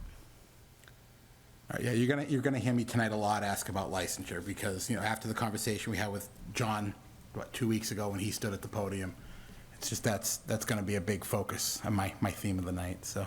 Yeah, so the support providers would not necessarily need to be licensed, but there's a teacher who will, work with the upper and lower children, and that person would obviously be special education licensed and carry all those Massachusetts requirements. I just have a quick question about that. Sure. This is a general education program. Why are we having a special education teacher? She already has that skill set, and it just, there's other trainings available. So again, to Dr. Kwong's point, we're not looking for a new FTE. This is already a person whose program is dwindling. It just happens that she has some specific skills in that way that help with those things. So I guess it doesn't necessarily have to be. We're fortunate that it is. Member Maxwell? So I think that the district as a whole has behavioral concerns. But I would be interested in knowing how many students actually will require these services or, and I know you have a large need for it, but so do the other 3 schools. So I'm curious to see how many students would actually benefit from these programs. So when we think of that MTSS pyramid, we think of that tier 3 as like the top 10%. It's very hard to say because a student could have a life event and then something happens in their life and, we never see it coming. If we could predict them all, it would be very different, right? So I think I can give you the context of the classrooms that I saw, right? Not having done it yet, I'm not really 100% sure. But in the classrooms that we saw in Framingham is the most comparable to us, I think. And they serviced 12 kids. But when I say that, these are the students who have a significant need. It's really a short-term kind of program. Students have access to Bright for, let's say, a 10-week period, but then they never really leave that program. They're considered alumni, so they have that support of that teacher should something in their life happen again, right? Because the last thing we want to do is help them get back and re-engaged in classrooms and then say, okay, now you're gone, right? So the students may maintain on the caseload, but they may be alumni status where other students are actively in the Bright classroom. So the whole goal is to really help the student re-engage, find the support they need, work with the families. The families are a huge part of this because families don't, there's often they need support too in what to do. So families are a big part of it as well as working with maybe outside providers and hospitals and things like that. So the program in Framingham really based it on like a 10-week period, so the caseload would be flexible, but definitely a smaller caseload because the need is so high. So these aren't students that are just naughty, or this is a significant need. We know the best place for the child's in the school. The other schools might be having trouble getting the student to come to school. And because they need that, maybe such a deep therapeutic support or things like that. So this program also works in conjunction with the counseling department to really surround the student in that level of support so that they are engaged in school, their attendance improves, we get them in to get supports. So there's so many layers to it, but it's a smaller population that have the greater need. Does that make sense? For the Bright program, yes. Yeah. As far as the other position. Okay. So the crisis interventionist, so, and again, to your point, I think when my colleagues, we all sit together, we're all looking for some behavioral support, you're right. When Ms. Gordon and I spoke, our needs were very similar. It doesn't always happen that way, but it just happened for our schools. And it's really the level of readiness in terms of just behavioral and following directions and being able to really engage in school. So that number, kids in crisis, again, it's that top of the pyramid. It's a smaller number of students, but again, a smaller number of students with much bigger need. So, I mean, it's definitely hard to say, but it's not going to be like a caseload of a guidance counselor at all. It's really going to be that very focused effort to try to get that student back to re-engage and then go through maybe the other levels of support the student needs in terms of mental health and things like that. So I couldn't give you a specific number, but I would say, maybe 15, 20 students, but not all 15 and 20 students have a crisis. Somebody can have a really off day and something can happen. I still need help with that because any hour and a half crisis that's happening is pulling all of our resources at that time. So students can have any life events and they have a one-off event and we're scratching our heads wondering why, but that happens. That's not somebody that, this crisis interventionist would handle those blips on the radar, but also the consistent issues or consistent struggles that a student was having to really get to the root of it, and then what are we going to do to intervene so now the student can be engaged. So it's very hard to, but it's multiple layers, but they're all related in like significant crisis and dysregulation. So I think the one of the common topics of this committee has been student behavior. And I think there are Ms. Prowetti has said tier 3 probably 10 times during this conversation. And I think it's really important to understand because the Tenny and Timony are talking about a tier 2 need, which is very different than a tier 3 need. So tier 1 is everybody. So if the pyramid that she's referring to, which you guys don't have in front of you, which is just embedded in our brain because this is how we work, right? Tier 1 is everybody. Everybody in every classroom, general education, whole school, right? We have rules in the whole school. Everybody has to follow them. They pertain to everybody. Now, 80% of our kids get that and can follow the rules. And now there's a next level of kids that struggle with that. That's tier 2. Right, so when core plus more. Right, when I said that there were staff, when we were talking about with the principals early on and the associate principals that I've been a part of, it's what level of need does your building need? What level does consumes Katie Peretti's time? Right, is it the tier 3 need? You have 5 kids who are in constant crisis. That's a very different reaction in a school. But you also have to understand, I have 1 principal and 2 associate principals. And at the Tenny and Timony, those single people are trying to manage 700 students on each side of the building, right? So when you have tier 2 kids who aren't behaving and following the rules, they get sent to an office. Who's gonna do that? Because I have the AP who's responding to a crisis, not in their office, but I have 15 kids who've been sent from 4 different grade levels or 5 different grade levels to the office. It's a struggle, and it's not, this isn't, again, I say this, I've said it before, right? It's not going away. Clearly, it's a topic of conversation in the schools and community. Our teachers need support, our students need more support, our administrators need more support, right? Every principal behind you can say that I have been so clear from day 1 since last summer saying, you have to tell me what you need and why. I'm not gonna sit in front of a school committee and say we need these positions and just say we need it to need it. You have to tell me why you need it and what those positions are gonna do. So if the Tier 3 crisis interventionist can actually support a level of demand that can actually release time back to the associate principals and principal in the building to deal with the Tier 2, everything starts to fall into place. I'm not saying this is magic, but, right, that's our thinking when we're talking about this and when I was asking the principals for this task, right? So there's all different, right, the teachers handle behavior in their classroom, right? The principals handle behavior. We have Tier 3 behaviors that we need to handle differently. I have laws and regulations that I'm working with to be able to handle behaviors in a certain way. So there's a lot coming at us in different ways. So I think that the way Katie explains that is exceptional, but understanding where her and Ms. Gordon's need is at that highest level, right? Because the needs in those two buildings right now are exceptional at the highest level, the Tier 3, right? Not the Tier 2. And when Chris Reeve and David Hill explain the need for the crisis coordinator, right? The risk coordinator and the support, that's a Tier 2, that's a different expectation and level, and our whole purpose is to get kids back to school, right, back to an academic setting.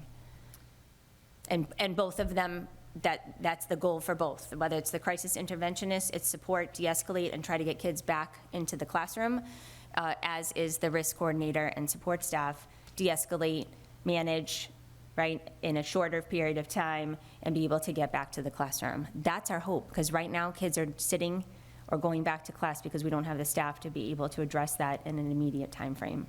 And I'm not talking about the egregious events that happen, right? One event is a day-long event for our administrators, right? So this is the challenge that they've been faced with. So I know that was long, but I hope that explains a little bit. I don't know. So I would be interested in knowing what's the number of crises in the schools to start, and then to see how many kids we actually service in Tier 2 and Tier 3. Because if there's a significant need, then we need to look at, alternative options, because all of the students are affected by it. So, I would like to first know how many instances or whatever weekly you're going through where you're needing a crisis interventionist. And then I would also like to know the number of kids that are receiving Tier 2 and Tier 3 support. So I can just tell you from this week, so we had 6 crises this week that were beyond an hour and a half. And that's just students, some of them are not known, and it was just an odd thing for them, and some of them, it's a repeat event. I think the other important thing to what you just said or the other important to make about what you said, is that it does affect everyone. And so the crisis interventionist, one of the pieces of the job description is working with general education teachers to build some of that trauma-informed classroom instruction, so that teachers now can be that first point of contact and say, ooh, I noticed that Katie might be having a hard day, what's my approach gonna be? Because like I said earlier, we handle the crisis, but then we move on to the next. And so having that crisis interventionist to provide some level of oversight in terms of what did we do in that crisis, what went well, what didn't, and then what do we need to do in terms of PE to work with teachers about trauma-informed practices, so that maybe the student doesn't end up leaving the classroom because we do things differently. But we have to be able to look at those trends and that over time, look at how are they different, how are they similar, what do we need to do just in that Tier 1, that regular Tier 1 of everybody, because it does affect everybody, and having the time to review our practices and go back and having that constant person to work with grade levels on classroom management and instruction and support practices is really important, and that's a piece we're not able to do right now. So that's a really key part of why Ms. Gordon and I felt like this crisis interventionist would be really good, because it offers a level of consistency for everyone, so that our ideas and our practices match with what we're trying to do with the CSS team, with counseling, and it becomes a really helpful cycle instead of a one-off event that we reacted to. We're trying to be more proactive than reactive. Have we ever considered housing all of those supports in one school? Like, I know that the Timony houses the Choices program, and another, the CGS houses the ESL program.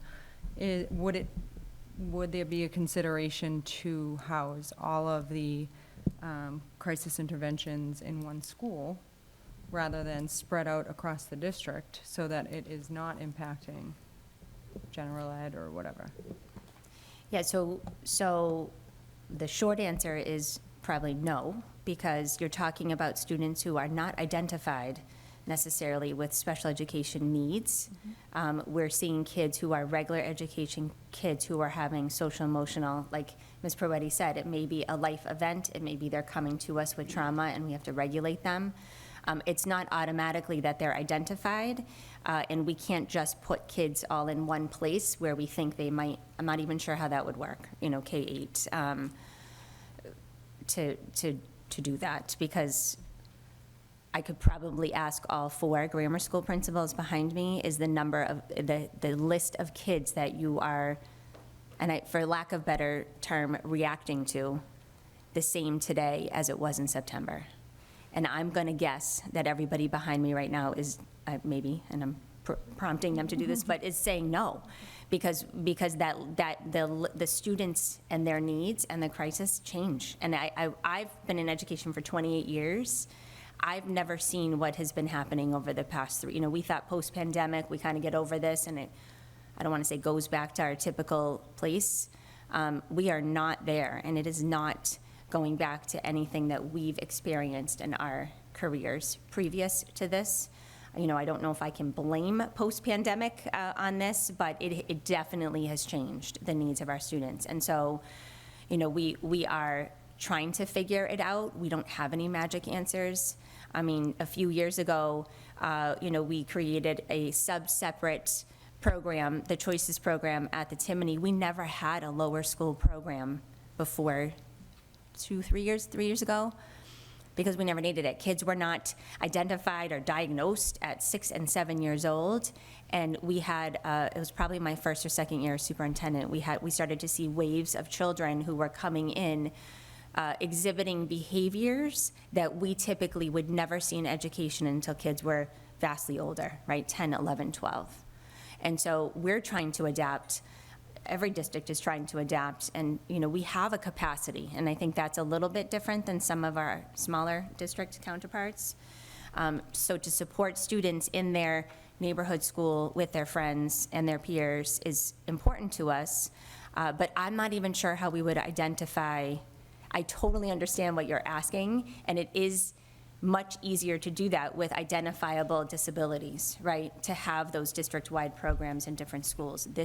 What we're talking about here is a little bit different, right? You're not gonna see kids, this isn't just for kids on IEPs or have identified, you know, disabilities. They might be students going through an evaluation, or we're trying to figure out, you know, what their needs are, and that's challenging as well. So it's challenging, obviously. I think we've made that point. I don't know if I need to keep talking about how challenging it is. Member Can I Donovan? add something? Oh, go Yes, ahead, Mr. Mayor. Oh, I'm sorry. I'm not the chair. Can you guys hear me? Yeah. Can you guys hear me? Yes. Okay, so, Ms. Purdy, thank you very much. This is always, for me, the most impactful part of the budget discussion. And, you know, I stress a great deal over what we need, what we want to do, what we need to do, and what we can afford to do. And they're not always the same thing. So I'm going to give you my first, since you're the first, you know, school coming up, this applies to all the schools. It's always me. But one of the things I was sitting there thinking is we have been chasing the literacy rate for almost 4 years now. And we've made some modest gains. And I know that's not through lack of effort on anybody's part.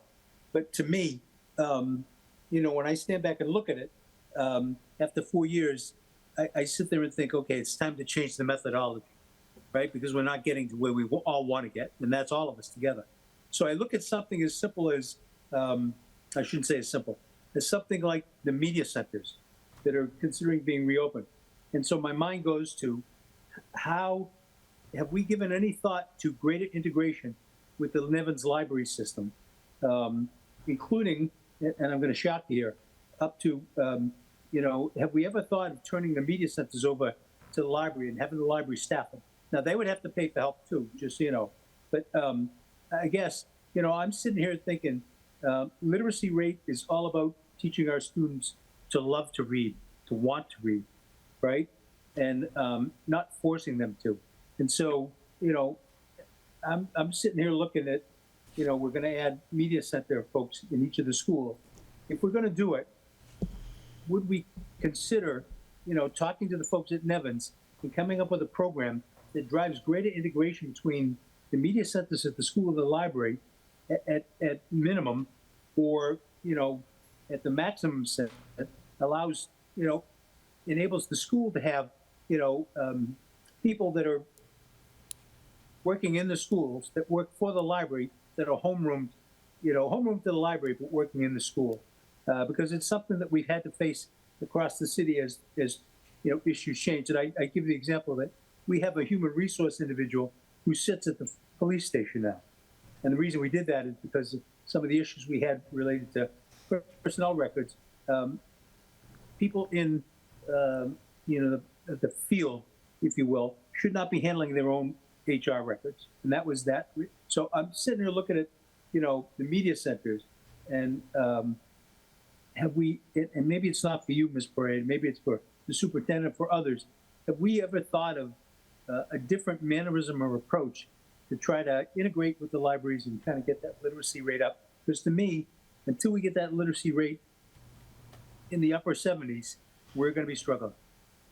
So enough. Thank you.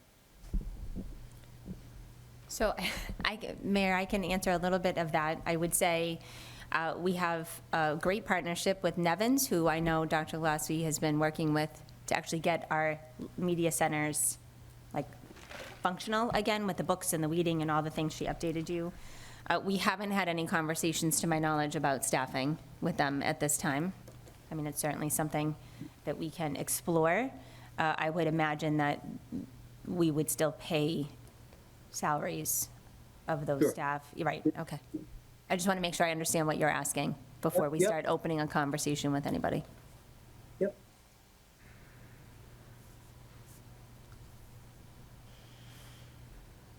Member Willett? Thank you. I'm going to open up the conversation and say that there's a disparity between what we're requesting at the local level and the lack of what the state provided to us and what we're expecting from the local taxpayers. And I'm not begrudging the school department at all regarding this situation. Every year, they've deferred requests to the school committee, and now we're faced with an assortment of requests, many of them very valid. But what the problem I'm revealing right now, and what I'm seeing as a whole, is that it's not a very optimistic situation we're dealing with. And I wish, because if we are dealing with a full economy, why did the governor's budget shortchange us?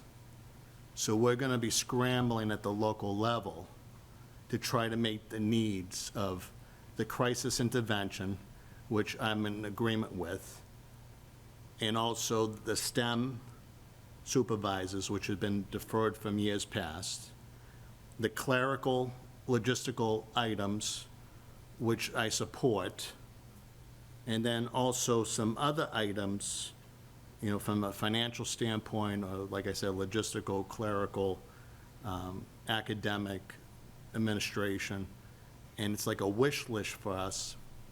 But the problem is at the state level, they decimated us in terms of the growth by about 50%. And the last 2 years, it was roughly about an $8 million increase from the state in Chapter 70 over the last 2 years, and it whittled down to $3.8 million. And what the problem I'm having, from my perspective, is that the highest level, I think probably ever, from the local contribution in terms of an increase was back in fiscal year 22, where it was 3.2 million. So if you add the 3.2 million plus the 3.8 million, and you subtract that from the total requests of the school department, there's a huge gap. So how we reconcile that, I'm not entirely sure. There's a lot of validity, definitely, to what has been requested, but there also has to be a reality to the situation. Now, the letter that I proposed, and we're doing outreach to Beacon Hill, and I'm encouraging all teachers, all parents, anybody with a vested interest to approach Beacon Hill, because they're still in the process of drafting amendments and submitting amendments, and over the course of the school vacation week, they prepare amendments for the House of Representatives. And I'm hoping someone will take a leadership at the state level, because what I'm witnessing right now, unfortunately, from the Speaker of the House, is that he's more interested and focused on the T, as opposed to education, and not local aid and school aid. So I'm witnessing a disconnect, and it's very difficult for me as a school committee member, and based on my prior years of service, like I said before, to reconcile the highest city contribution in 1 year, plus what the Chapter 70 increase is going to be, combine that versus what the ask is from the school department. So how we reconcile that gap, I have no idea. So we can banter about as a school committee, we can debate and engage in amendments, but unless someone has extra piggy bank, I can't find out how we can handle that situation. And that's my 2 cents. Thank you. So if I could just comment, so thank you for bringing that up. That's why you have me and my team to present to you. I think the most important thing as a superintendent of schools of any district, my job here is to advocate for the staff and the needs of the students here in Methuen, which is what I am presenting to you tonight. Understanding that the final number is not going to be feasible. I do fully understand that. It would be not, that is not my job, is to present something to you that does not present the needs of our students, our staff, our administrators in this community. So that's my job, is to present that and to show you what we have, right? This is year to year, these are the things we need. Right, and I can say, having been in this district for 22 years, I don't think I've ever been in the room as a principal, assistant superintendent, or superintendent and said, let's put a whole bunch of stuff on this budget that we don't need and see what happens, right? I've never been in the room where that's happened. I have never requested anything I didn't need as a principal, as an assistant superintendent, or as a superintendent. We haven't allowed that to happen, right? We have really moved the needle on class sizes in this district. We have done some great things, you know, and a lot of it is for the work of everybody sitting here tonight, behind me and next to me and in front of me. But, you know, I recognize that, Member Willett, and to all the other members, and certainly the mayor. You know, we are meeting with the mayor and the CAFO regularly to talk about the budget, and how do we get closer and close the gap of what the city can afford and what the school department needs. And it's never easy, right? This is the part that is never easy. And this is the first presentation, right? This is the first show of everything that we need. My job after tonight, when we go through all this, is to say to you, here's the next steps, right? And those of you who have worked with me, we're already thinking about what the next steps are, right? Because these are positions that we believe in, that we need to support our teachers who are struggling in the classroom, to support our administrators, to support our students, to support our families. I feel strongly about that. I'm never going to present something to you that I don't believe in or you know, would support. So I want to do everything in my power to maintain what we currently have built. Right? We, again, with the class sizes, the service delivery, there are some positions in this budget that I'm not going to be able to just not include them. You know, our special education Staff, I don't know how to, we can't just say we won't include those in the budget. There's ESL staff in here, that's also a compliance and service delivery concern that I also don't want to lose, we're gonna lose. So to Member Shabilia's question about how are we gonna staff all this, I'm gonna start losing more staff if I don't help some of the, having our ESL teachers have a 1-to-50 ratio of kids is not also okay, right? And so how are we gonna continue to ask teachers to do more and more? Because that's what's been happening when we don't fill these positions, is we ask the staff to do more and more, and that's not fair for our staff either. I'm trying to think of all of those pieces when putting together this budget. So to answer your question, Member Willett, that is, of course, our priority is to say next steps for us would be, here are the steps we're gonna take. I can tell you right now, we've already froze FY24 because we need to see what we will have remaining in FY24. That's been an ongoing conversation as well. In years past, if there's any money in professional salaries, clerical salaries, support staff, we come to the committee in May and we ask those funds to go to the circuit breaker account, right? So we've already talked about that. That's a revolving account that we can carry forward year to year to reduce the next year's budget and to reduce the out-of-district costs. And so, those are things that we're already doing now. We don't have numbers, obviously, because we're just at the beginning of this process, but those things have to happen in order for us to know what money we have that we can start taking more dollars off of FY25 to support what you just said, get closer to not putting it all on the city to fill that gap, but what can we do now in the district? So we will do all those things, but there potentially may be the conversation of, now what? Right, that the school committee is going to have to help, if there is a need to cut current positions, what does that look like? And, what we would propose to cut, what the school committee's vision would be. We're just not quite there in the process yet. Madam Chair. Member Donovan? Yeah, okay. Oh, Member Zoglio.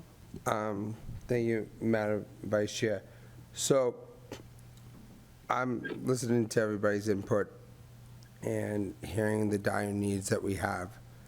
And off of Member Willett's point of view of talking to the delegation, the things that I'm focusing on right now, and again, and I just wanted to give my 2 cents of going through the budget.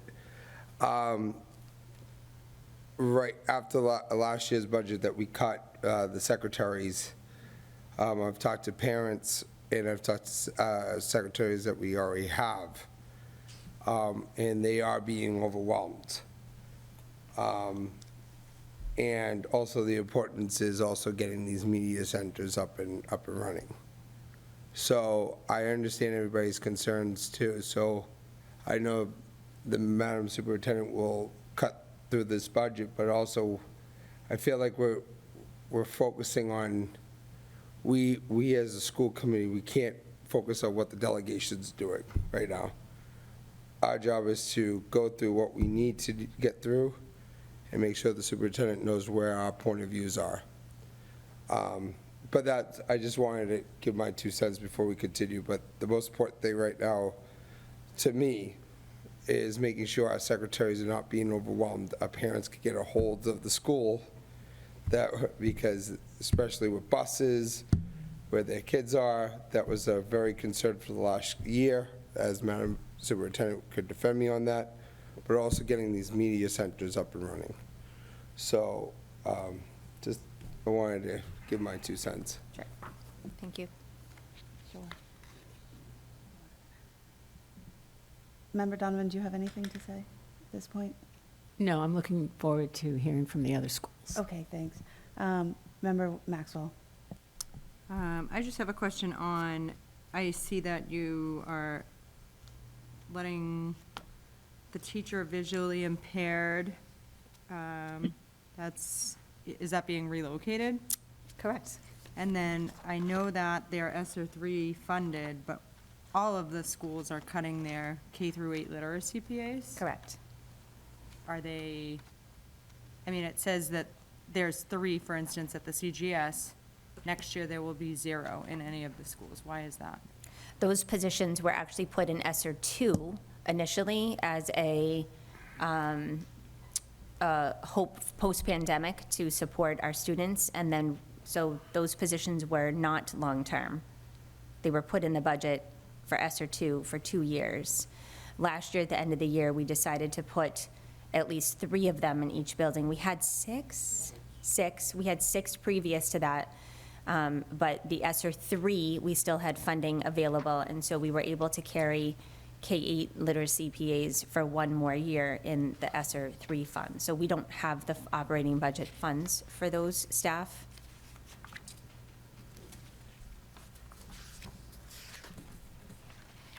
That's all. Thank you. Sorry, Katie, I want to go back to the Bright program.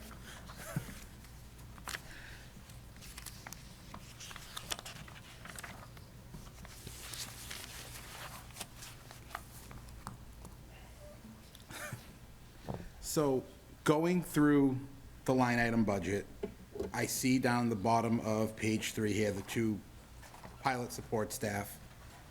But I also see halfway down the page, a crisis intervention person that appears to be budgeted from our money versus their money. Yes. Is that different? Gina, you want to speak to that? Or? Is what different? Is that crisis intervention person different than the Bright? It's not part Yes. of the Bright program, correct? So we have 8 school counselors, granted one of them is vacant. We're adding 2 support staff for Bright, plus a crisis intervention. I guess my big issue is, I don't understand what these people are doing. Which people, the Bright support staff? No, the counselors for the lower and upper schools, not to say that they're not doing anything, because I know they're not sitting there twiddling their thumbs. But I don't understand what their particular role and expectation is to warrant using the pilot resources from this grant, plus bringing on another crisis intervention person. Meanwhile, we have our MCI partner, which I believe is Leahy out of Lawrence, that we could probably work with to embed someone in our facilities.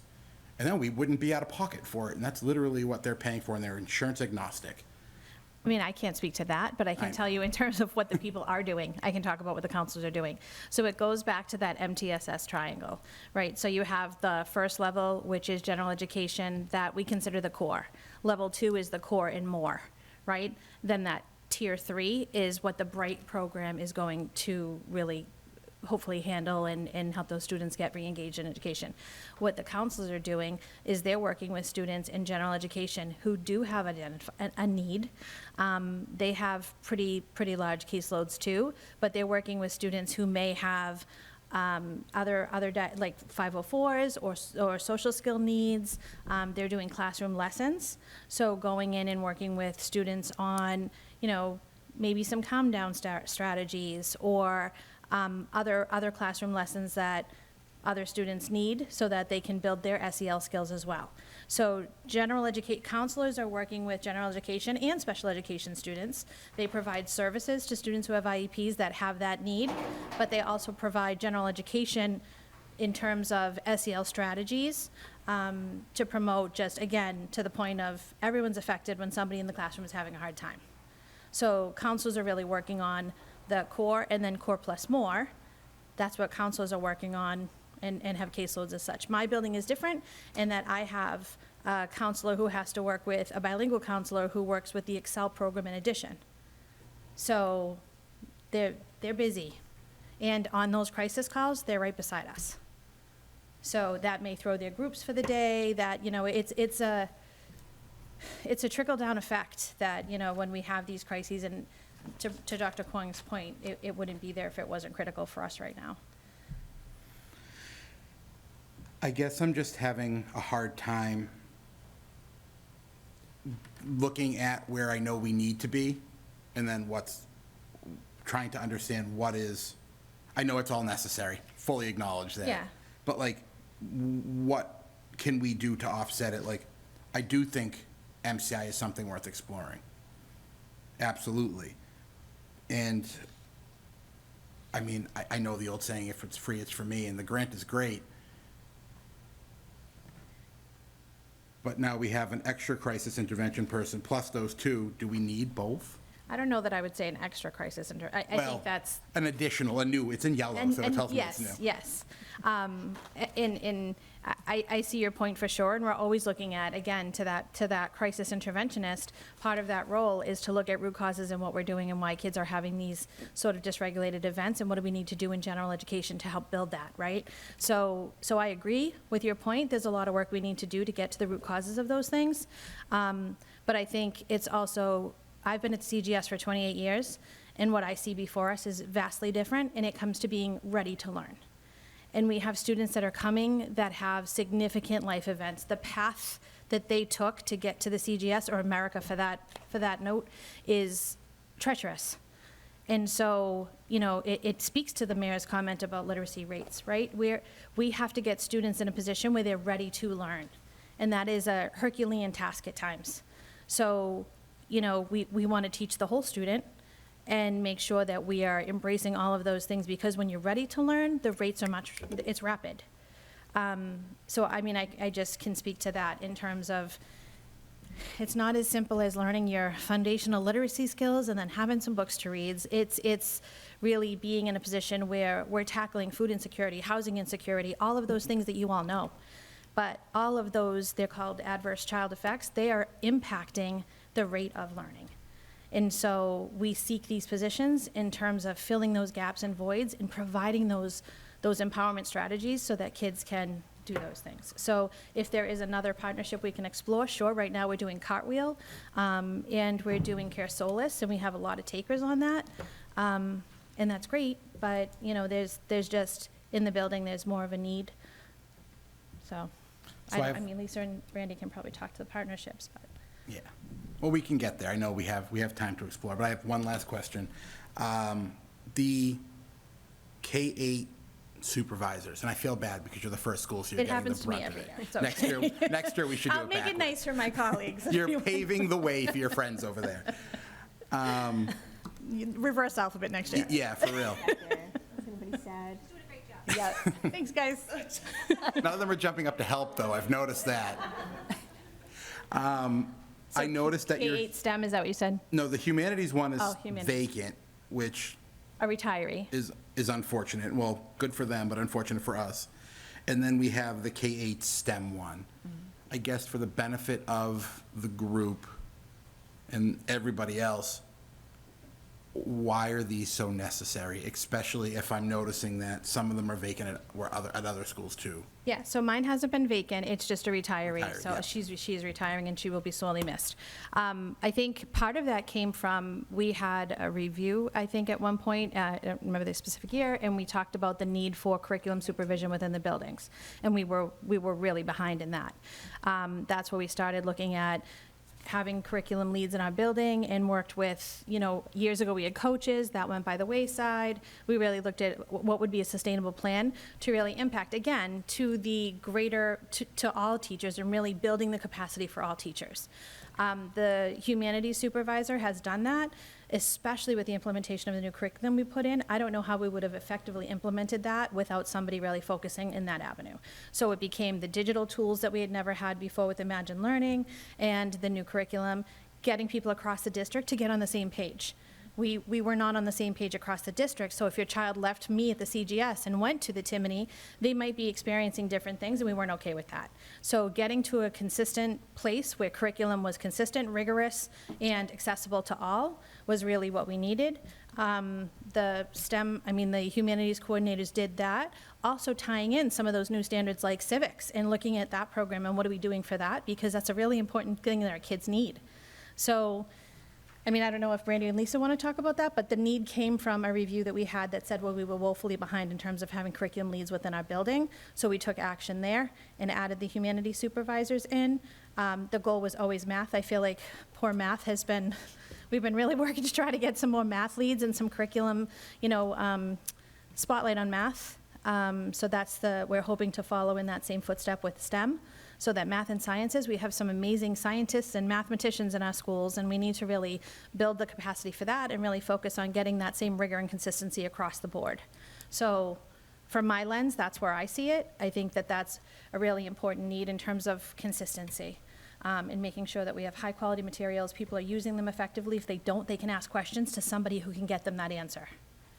So it's a department chair, Yes. Yes. essentially. It absolutely is, and it did, she's right, it came from, we knew we needed it, but when we were reviewed and had the audit from DESE in 2019, which unfortunately we didn't get that, we had it in the 2018-19 school year, but we didn't get the report from the outcome of that until the fall of the 19-20 school year, and then COVID hit 3 months later. Like, it was just a plan that we never could get off the ground until post-COVID. So, but I did put a link, people can get to it online, it's a public document, but it very clearly outlines the need at the grammar school, because the only curriculum leads we had were the 2 APs and the supervising principal for 150 teachers. And, that, when I was assistant superintendent, just trying to get all those pieces, we lost coaches, there was a disconnect. We have not done a full math curriculum review in far too long. We need to do a math curriculum review just like we did for language arts. It's time. And are these chairs also taking on a course load? No. So they're administrative, not? Okay. Is there a reason they couldn't be a stipended teacher who takes on the responsibility to manage that, instead of someone who's, for lack of a better term, riding a desk? They're definitely not writing a desk, yeah. Oh.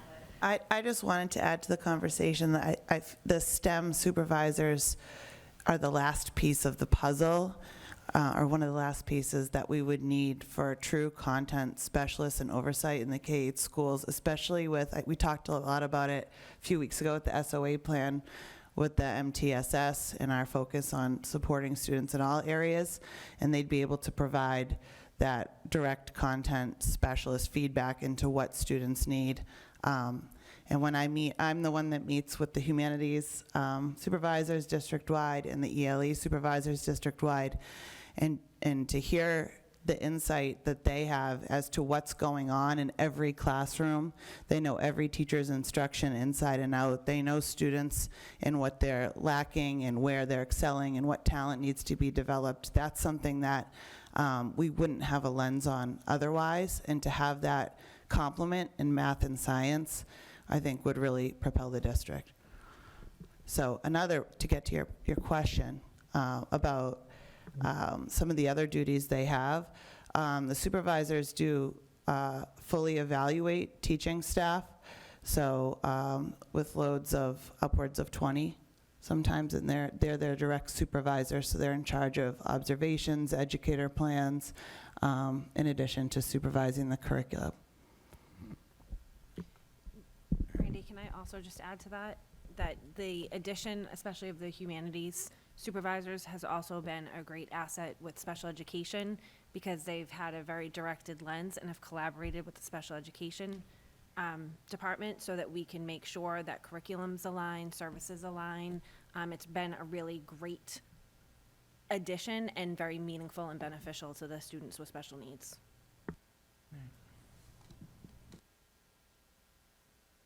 Hold on. I have a question. So I feel like we're hearing a lot of, there's a lot of behaviors, there's a lot of this, there's a lot of that, but you're not coming to us with some data. And while I see the need for the crisis interventionist, for sure, I feel like having data to support why you need it, and in addition to that, what you're going to track to tell us that it's making a difference in the school if you have it. Something similar to the mental health reports that we get showing, hey, look, we've done this data, and look, we're trending downward the way we're supposed to. I think that would be really helpful to see the data that you think you would be tracking, so that we can see what the problems are in cold hard data as opposed to saying it's a lot, because I believe that it's a lot, but the data would help me a lot to make this more concrete. Member DiZoglio. Thank you, Madam Vice Chair. So, when it comes to the STEM supervisor, I've been on this now school committee for 4 years, and I know this has always been the importance. However, when you look at the price tag for all 4, if I'm correct, 4, it'll be 4 across. When you have these other needs, and I was doing the numbers, the question you have to ask yourself, 4 people, in the sake of, in this case, for me, 8 people, what's more important? And I get it, but especially with this budget, it's unfortunate that, again, because I've been strongly for this K through 8 STEM supervisors, I feel like that's going to be the first thing that we have to go through as a committee to say, if we want, especially the media centers and the secretaries, if people do support that, or especially the media centers, that is a good chunk of change that will support that. That's just my take on that.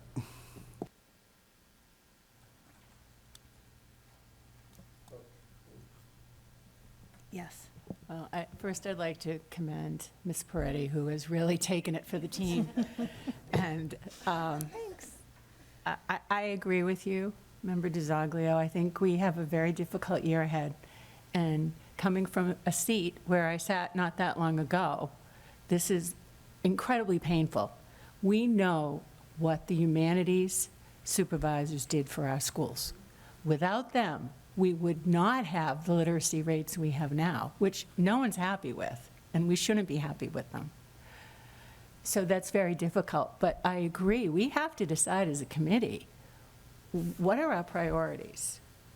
So we can direct Dr. Kwong and the principals. Is it safety? Is it literacy? So I think we need to really think long and hard about where we're going to spend the money we do have. And that's where I feel I'm lacking a little bit of cohesiveness. We have a lot to look at, a lot of arguments. I agree with you on the data bit, but just looking at the out-of-school suspension and disciplinary reports is pretty telling, knowing what that takes out of the school community every day. So I would really love to hear from some of the other schools. I'm particularly interested in, and Katie paid me to say that, but no, but I'm really interested in hearing from the other schools about the RISC program as well, so we can compare, and maybe there's some way to put it all together. You know, Katie, you talked about a lot of the kids that might be helped through this program are out for a long time for whatever reasons. I'd be curious, I don't know if we get this information now that I say it, but I'm assuming a lot of support would go to those students who have been out because of long-term hospitalizations. And I am assuming there's a number of students in our district, a record number, who have been hospitalized for mental health concerns.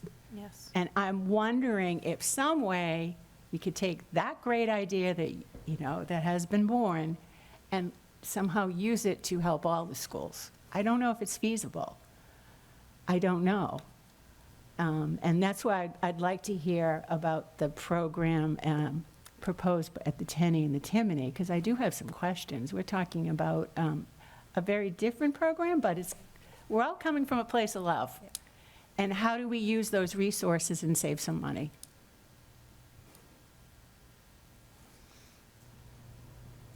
All right. Thank you. Shall we let Ms. Proetti Am I off good? the hook? Let him sit down. Good night, everybody. At least get her a chair. Right? And alphabetically, then Marsh is up next. So most of what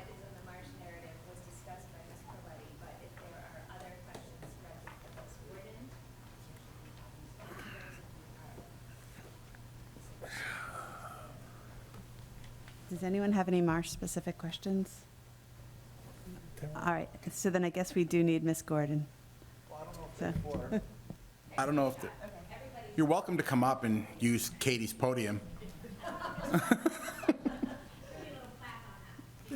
We'll get you one, I'll have them print it. No, well.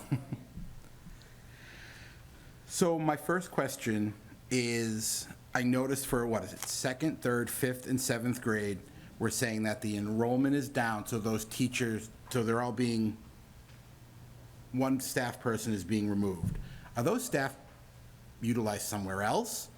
Or when next year comes up and those bigger classes from below come up, are we then having to go out and hire new teachers again? Great question, Member Shabilia.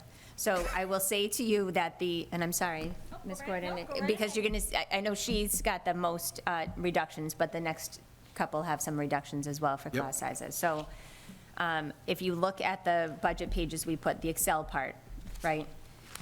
There's a column that says projected average class size. So these are the current numbers we're looking at. This is how we build this budget when we're looking at class sizes. So again, our goal was to stay within the range of 18 to 22, which has always been our projected range. The higher we go up in grade level, we have those bubbles of classes that might be a little larger. We still like to keep those below 25. So with what is presented to you tonight, all the schools, right? Each staff member that is represented here, we're not looking at layoffs of actual people. So a reduction, I'm reducing I'm reducing 4 grade levels at the Marsh, right? Yep. So there are people in those positions right now. But because of the incredible work of, again, this whole team and sitting behind me, looking at attrition, right? Who's moving, who's staying, who's resigned, who's non-renewed, who's retiring, all of that. We've already done that piece here so that we know with each principal if this is where we land, which we're not having conversations with people because this is our first conversation. We don't know if this is where we're gonna land.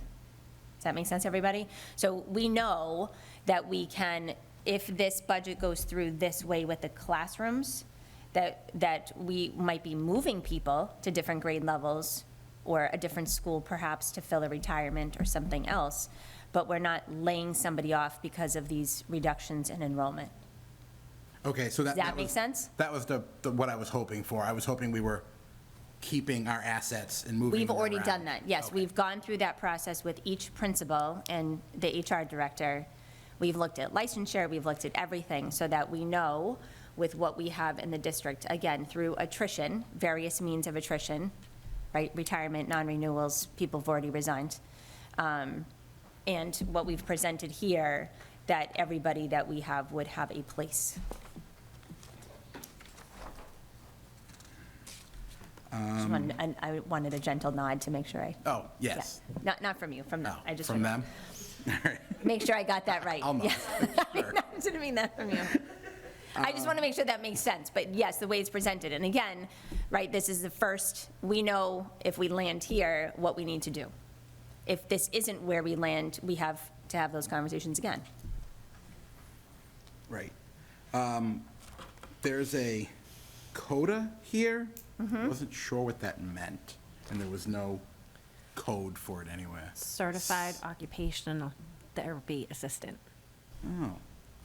Okay, well, it's spelled out everywhere else. This is the only one that got the abbreviation, so I lost it in the travel. Good question.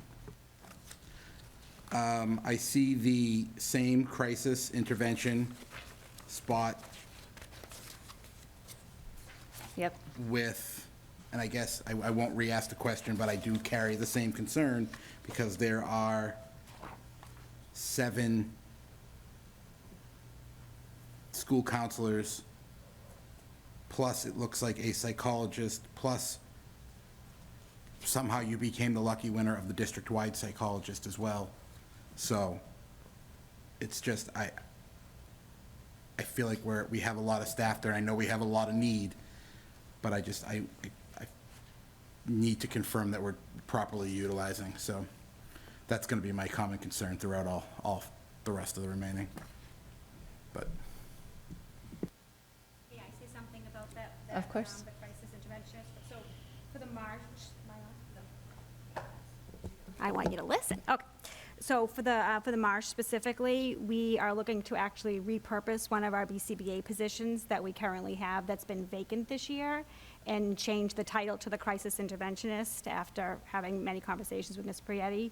So we're not actually adding, we're just repurposing the position to make it more of what we need. That position's been vacant this year.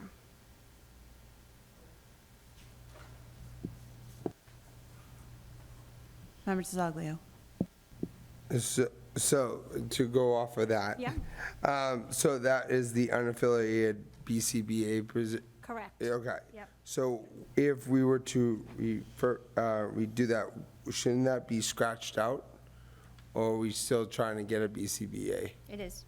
So there's one in page 3 that has a strike through. So that would be eliminated, like you said, we're repurposing it, right? So it's not, you can't just move that over to the need. It's just Yeah. potentially a different skill set. All right. Similar, but we may ask for some different things in a job description with the crisis interventionist. All right, so we are still looking for a BCBA. So right now, the Marsh has 2 BCBA positions that have been approved for years. Both of them are vacant, and we're using contracted services to fill both of those right now. So what she's saying is, strike one, repurpose one, keep one. We still have to find a qualified BCBA for the Marsh, and then a crisis interventionist. And Superintendent, can I just add, because I think I'm going to project Mr. Shabilia's question, that second BCBA has a very different purpose because it's assigned to the Pathways program. Right. So it's specifically just for the Pathways students at the Marsh. Yep, good, yep, thank you.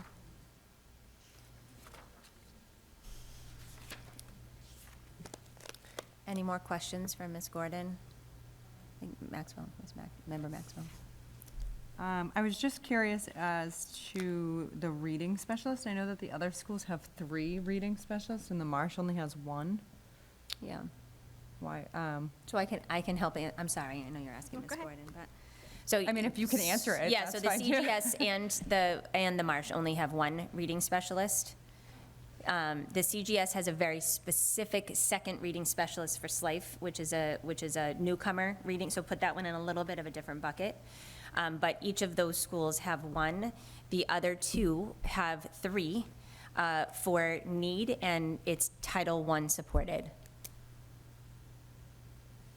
Great question.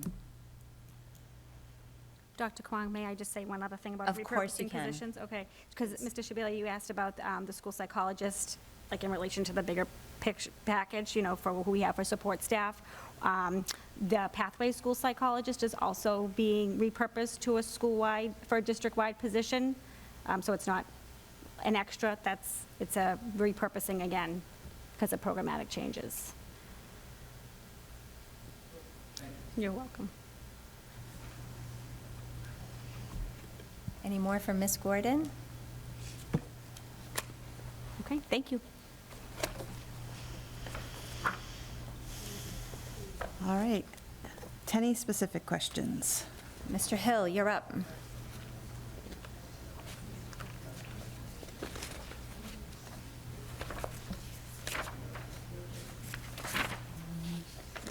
So would it help if Mr. Hill and Mr. Reeve share their vision about the RISC program first collectively?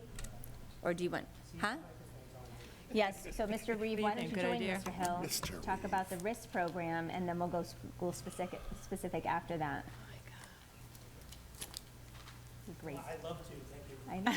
Are they trying to talk Katie into helping them? Is that what's happening over there? It's like, Trying to talk Katie into helping. Yeah. it doesn't, do you want to explain the RISC? Oh, let me. Both of you, okay. Let me. Experience. I feel Years of for, service gets the podium first. I Okay. feel for Katie. I know. And thank you, Principal Proietti.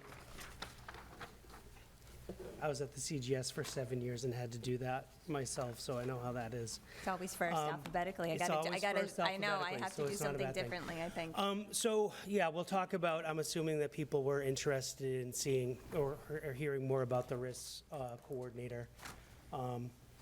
You know, obviously, it's in your packet, so I'm going to hit the highlights. But whereas Katie was talking about that Tier 3, I think in my conversations with David and our admin teams, you know, the buildings are big. And I know, Member Keegan, you were talking about some numbers. So I'll just give you some numbers. And this is, I was focusing mostly with Lisa Durkee in the upper school, but just in the sample size that we were talking about when we were developing this, just to give you an idea, you know, there were about 197, I think, ODRs, which are office referrals, at the time that we were doing this, which was probably about a month ago. And 70 of those were things that were bigger things, fights, things of that nature, bullying that needed to be looked into, those types, harassments, those types of things that take up a lot of time. And when we actually calculated the hours based on a 6-hour day that the students were there, it was almost 50% of her time were spent on 70 incidents out of about 197 incidents. So that can give you, and it's never that cut and dry, it's never that black and white, because there's always an ebb and a flow when it comes to things like this. So I think I heard Dr. Kwong say that it's like 1 or 2 things can happen in a day, and that's your entire day. And it's not just her entire day, depending on what it is. I'm involved with that. There's a lot of resources that go to those things. So that's just a little bit like a snippet of the sort of data, I think. I know that people would want to see something a little bit more specific, or maybe more of something like that. But that's the data that we used when we looked at, you know, what sort of behavioral support that we would like to see. And ours lies more in that Tier 2 area. You know, we have the Choices program, it's our special education program in the building, so when it comes to things like crisis, it's like the building is sort of really attuned to that, or maybe more attuned to that, because we have a whole team of people that work with those particular students, and it's an awesome program.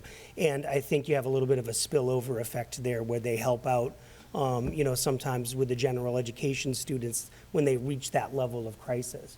I think that when we looked at the time commitment of how much time the associate principals are dealing with those bigger things, what we found is that we're really losing sort of a grasp on that Tier 2 kid, those kids that have sort of moved up our behavior response system that we have in the building. You know, we have our Tier 1s where the teachers are putting those in for infractions. They get involved with kids. They're having conversations with kids. They're contacting home. And there's, you know, we run that data every 2 weeks to see how many Tier 1s a student may have. And then if they have 3 or more in a week for 2 weeks or 3 weeks, then they get sort of elevated to a status where we have a non-ODR, a non-office referral, you know, intervention team, and that's comprised of people on our, you know, student support team, admin, teachers that volunteer, where you have sort of a conversation with the student about, hey, what's going on? Do you know what's happening? So it's like Tier 1.5 almost. And then, you know, if they keep on showing up on those Tier 1 lists, that's when guidance gets more heavily involved, and that's when the behaviors start to escalate a little bit more potentially. And I think that's where this risk coordinator would be most effective for us, just with the sheer numbers of students that we have. There's a lot. We have a lot of kids in the building, you know, anywhere from, you know, 1,250 kids, you know, in and around that number. So just the sheer number of it when you're working on some of those bigger things, you have a lot of kids that are sort of sitting there at that Tier 2 level. So this person that we were thinking of, the restorative in-school support coordinator, or the risk coordinator, I know that's a really original acronym for the position. It's not a disciplinary position, right? All the referrals for discipline, that's all still handled by the associate principal, but, you know, we're spending a lot of time in this district and working with kids in different ways. Collaborative problem solving is something you've probably heard spoken about, and it's really a skill-based. If kids aren't behaving the way that we would expect them to behave, it's because they lack certain skills. They lack the skill to do that. So all of admin, and we're going through a lot of training on how to talk with kids about identifying what the problem is with the student, and then identifying the skills that they need to be able to live up to the behavioral expectations, because it all really stems from, if kids can do well, they will, right? And that's the true in academics, and it's true in behavior as well. If they could do well, they would, and something's getting in the way of that. So this position here, it really is getting at that tier 2 level of student and their behavior responses. I envisioned this person to be working closely with the APs and guidance, maintaining and being the keeper of that data that I was talking about that's run every 2 weeks. And to have those conversations with kids that are in that tier 2 level when behaviors occur. So, again, mostly upper school. It could dip down into 4th grade and 3rd grade. We still firmly believe K1 and 2 are really guidance-centered conversations with kids. But having this risk coordinator, they're going to have the time. If a kid needs a timeout, right? It hasn't reached that level of suspension, and we're trying to work away from suspensions and give kids different options so that we're not putting kids out of school. The risk coordinator could sit there, and then that would be a space where a kid could go for that, right? So it's something that the teachers tried to address. Maybe they've had a couple conversations. Now it's starting to creep up to that level where they're really, they're bigger infractions, or it's sustained the same sort of thing, and they're not sort of internalizing what that expected behavior is. The risk coordinator could sit there and have that collaborative problem-solving conversation with them, in addition to providing a space where that kid can be out of the classroom. If it's a disruption, they're in with that person, so they're removed from the situation, which is better for that student, and it's better for the rest of the classroom. And then the risk coordinator has the opportunity to have those conversations with that student, coordinate with guidance. Maybe it's a student that's already on a behavior plan, and have those opportunities to talk with those kids about their behaviors and help build that skill through this collaborative problem solving that we're really getting into. And it makes a lot of sense to me as somebody who's worked with kids for 27 years. So that was really the idea and the thought behind the risk coordinator. But there's other benefits. If there's opportunity for in-school suspension, possibly that could be a place for that. And there was I'm not going to say it's a typo. It was probably me putting the wrong word in. After-school detentions. Right, this person also could be available for after-school detentions on a more regular basis, which again is another step prior to getting to something like suspension for students. So that's the idea behind it. I'm sure there are questions, so I'm happy to. And in talking with David, it's like that's really where our need is, I think, more than the tier 3. Member DiZoglio. Thank you, Madam Vice Chair. So, working in a middle school in Lawrence, this coordinator is our dean of students. They meet with us, and I'm assuming this person will meet with teams as well to go over the data within their grade, or?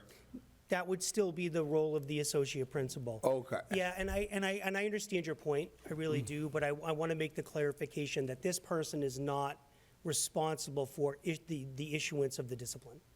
They're not issuing the discipline. It's the associate principal that's doing that. Oh, okay. Yeah, so this is, because I want it to be a place, I don't want them to associate the discipline. It's almost like with your guidance staff, you don't want guidance getting into discipline because you want the kids to be able to make that sort of separation between, this is a place I have to go, I have to do this thing, but I have a support person there that can sort of help me work through the problem. Got you. Understandable. Thank you.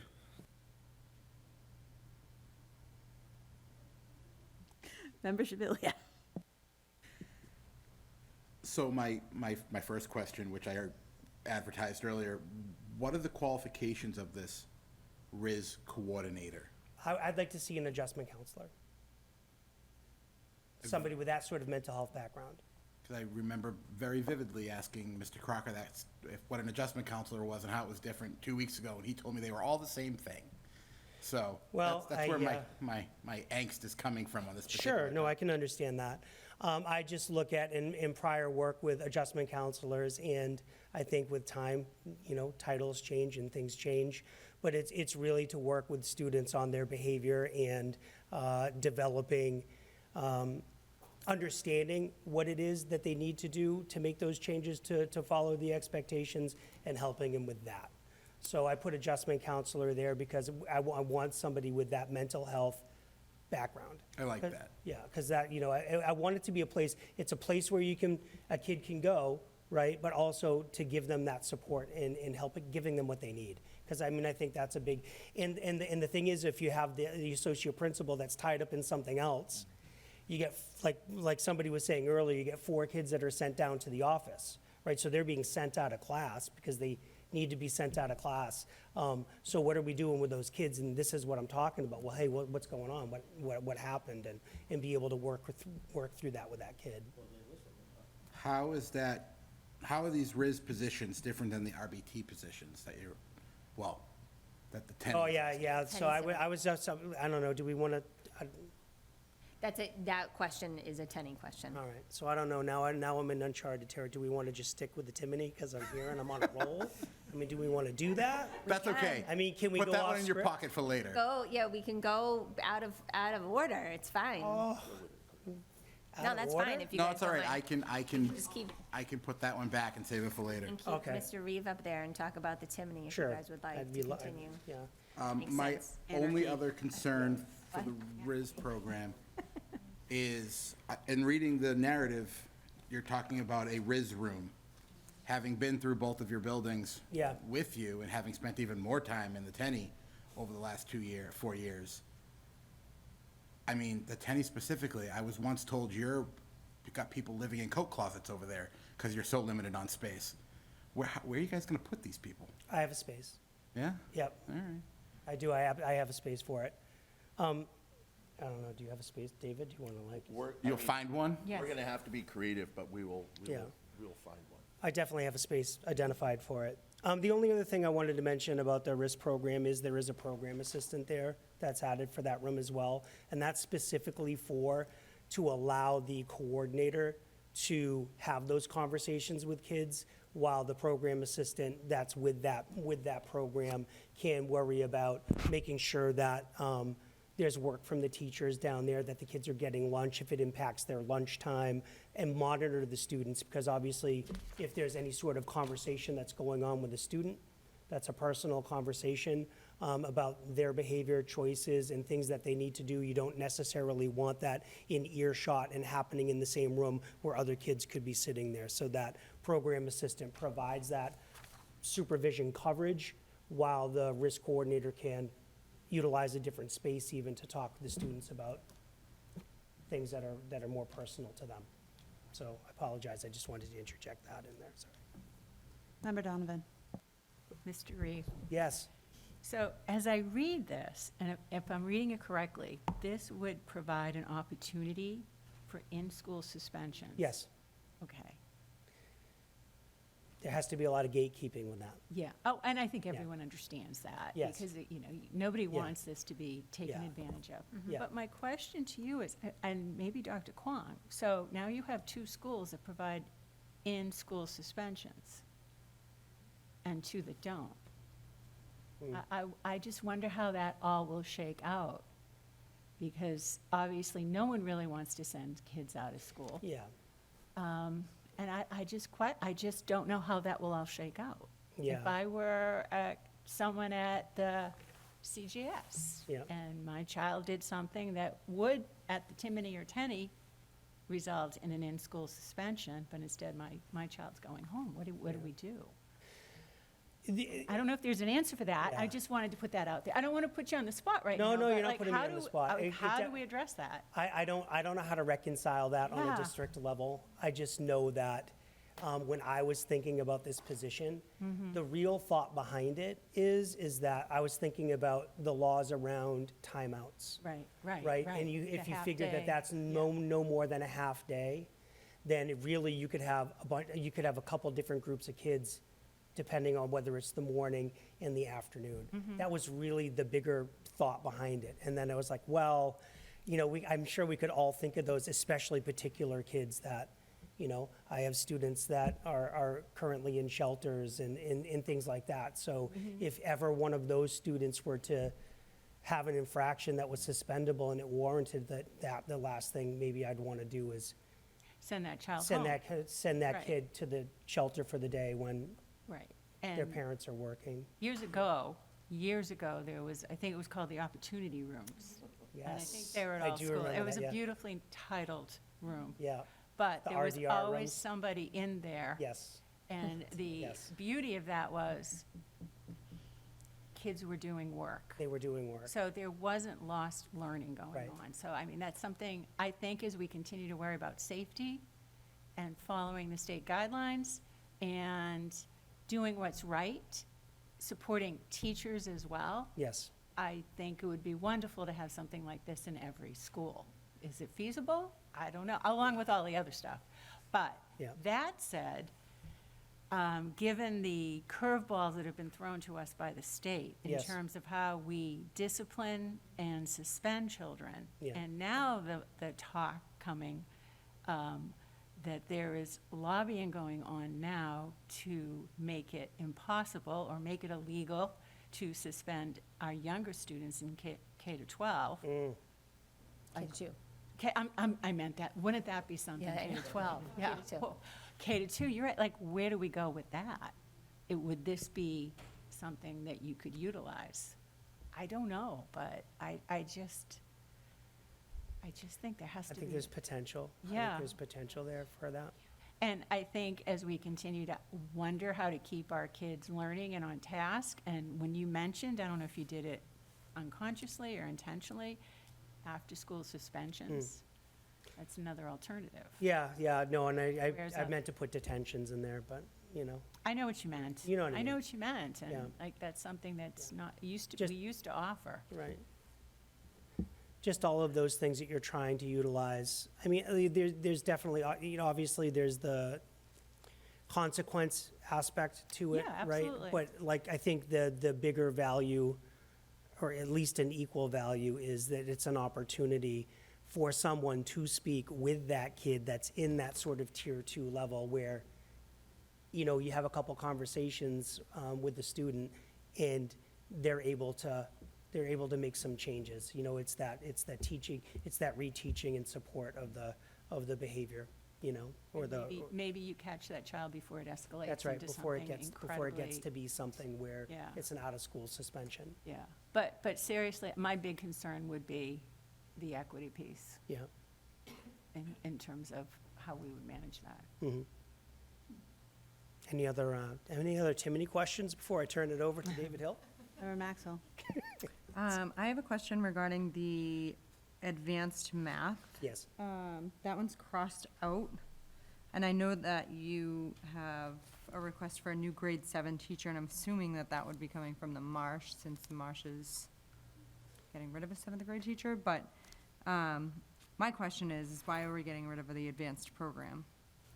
I looked at the data from the last 3 years, and I did not see any significant gain either in the advance. So the whole reason that I asked for that position 3 years ago, obviously was to give a place for the advanced math students. But, there's a whole selection process for the advanced math classes.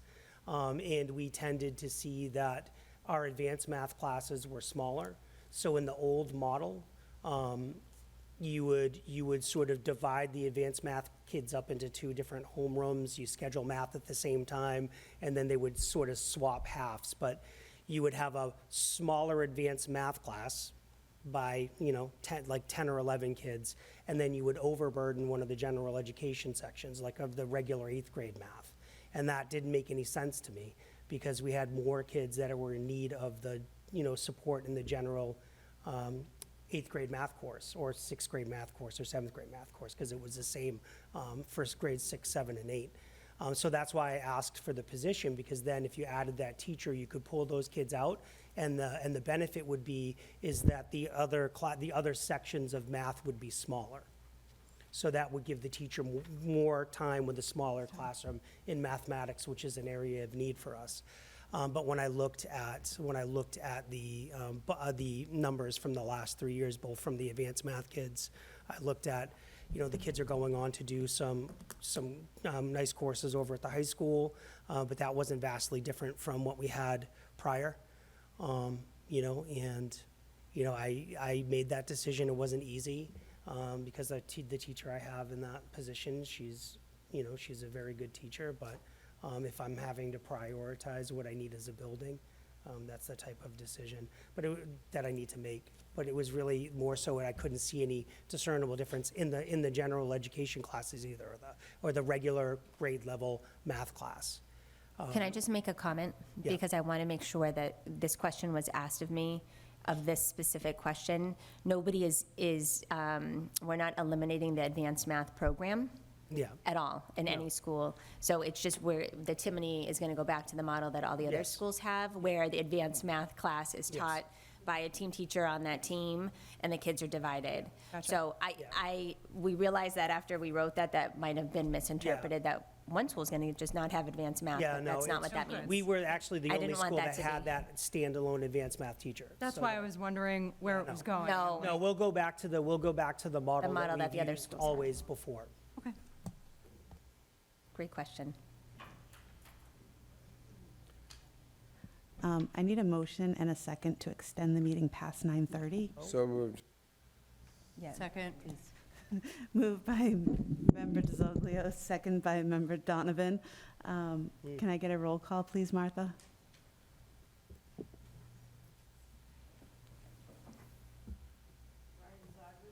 Yes. Mary Beth Donovan? Yes. Lori Keegan? Yes. Kristen Maxwell? Yes. Daniel Shabilia? Yes. Kenneth Willett? Maya Neal Perry? Yes. Can I just remind you guys, we only have the room until 10. All custodians are off, and we do have kids out back who should probably go home to sleep before they go to school tomorrow. So we have about a half an hour. Thank you. All right, Member Shabilia. What is a bump in? It says grade 3 bump in, and it's the only grade with one. Bumped in from another grade level. Oh, grade 6 has it as well. What was it? Bumped in from another grade level or from another school. So it's one of the, Yep. okay. I didn't know what else to call it. Hey, man, as long as you can explain it, I'll take it. So you had mentioned adjustment counselors, and that's your goal for the RIS coordinator. How many adjustment counselors do you have on staff right now? For your, out of your 7 or 8? You mean in actual, like one of my guidance counselors that has that background? I believe I have one. What is the general background of a guidance counselor? What do you mean? I guess, and I've asked the question 7 different times over the last 2 sessions. Yep. I'm just trying to understand what their licensure is, what their qualification is.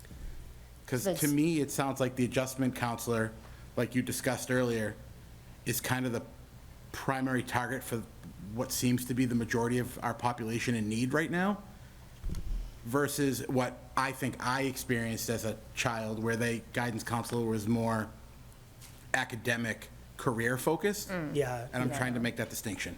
So, yeah, I would say currently, and I would have to look, but school counselor, it's a school counseling license, and maybe Gina can help me out here while she has her computer open, but, so it used to be different categories of school counseling licenses, and now that is going away, right? So a school counselor is expected to have a degree in counseling that allows the counselor to actually work individually with students on behaviors and needs and trauma and all the things that they are supposed to be trained to do.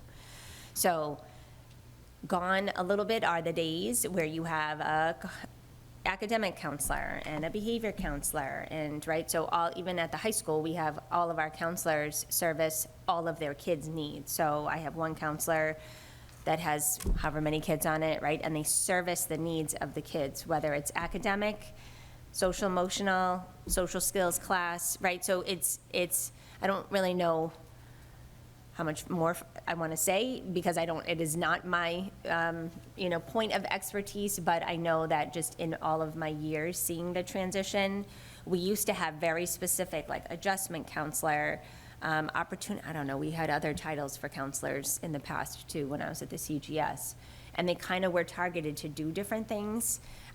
That's not the case anymore, right? Like, it's just different. So 2 things, just to piggyback on that. Mr. Reeve, I believe the adjustment counselor is assigned to a specialized program in your building. I'm thinking. Yeah, yes. Okay. And then. Tina Dugan? Just Tina Dugan's an adjustment counselor, so. And then, to answer the question about licensure for school doesn't- she counseling, works- they would have to have a master's degree in counseling, major, and Different, then you're right, they you're would have to have additional coursework for their master's program that could be in the following: school counseling, mental health counseling, school psychology, or clinical psychology. So that's the background for school counseling. Okay. I may have follow-up questions. I'll email you. All right. They're good ones. All right. Thank you, everyone. Thank you. None.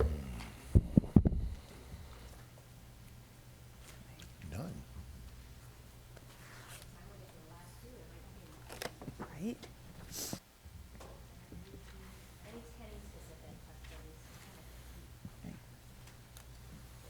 All right, Member Shabilia. Just one. In the narrative, you say that you've got currently a 1:44 ratio for ELE, and it's soon to be 54. And then it says wants to get to optimal. What is optimal?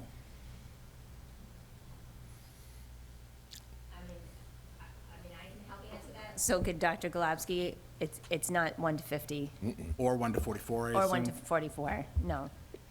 I believe that ELE supervisor at the Tenny had recommended that optimal would mean 1 to 35, or in that range. So students that you're servicing in terms of the extra support they need in language development, but also tracking their progress towards goals throughout the year, and collecting feedback from other educators that work with that student, and making adjustments as necessary. That's helpful. Thank you. Any other Tenny-specific questions? Member DiZoglio. This is more to Ian. There's a vacant spot for a lower school art teacher for $79,751. That's an error. Okay. That was a marker so that we knew we had to go find the person's correct salary for FY '25. And We'll correct that for the next You will round. correct that. Oh, okay. Thank Any other Tenny-specific questions? Right? I know, this is what I'm saying. No? I think no. Thank you. All right, Mr. Barden is up next.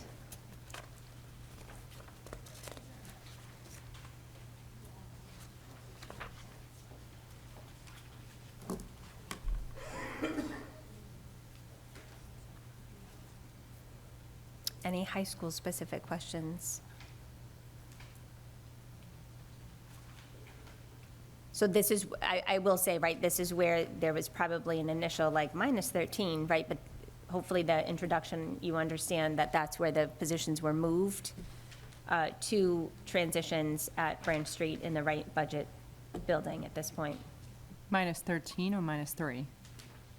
13 Where's that?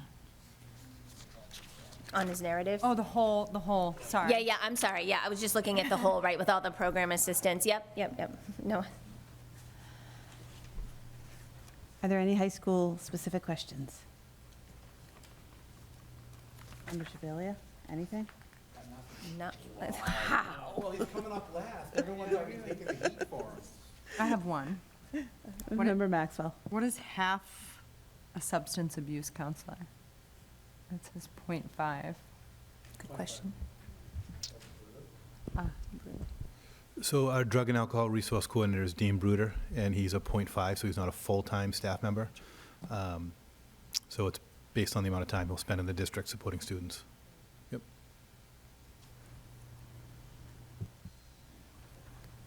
Are there any other high school questions?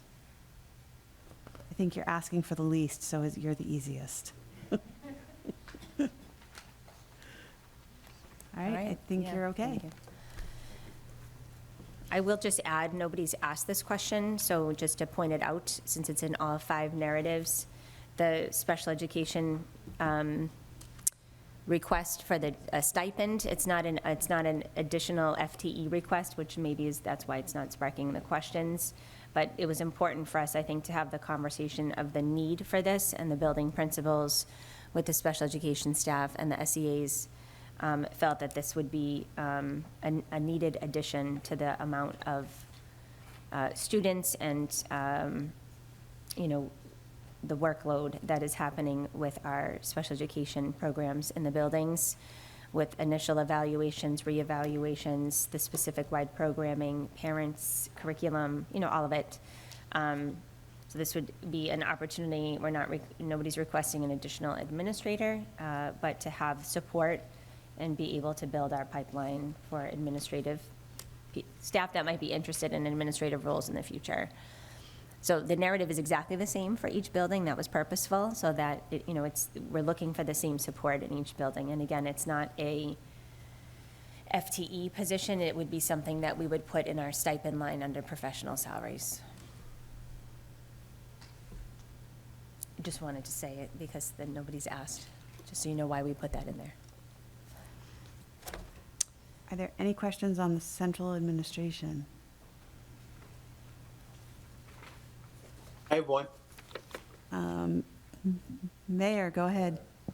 Thank you, Madam Vice Chair. So Ian, talk to me about the Director of Finance. There's an ad there.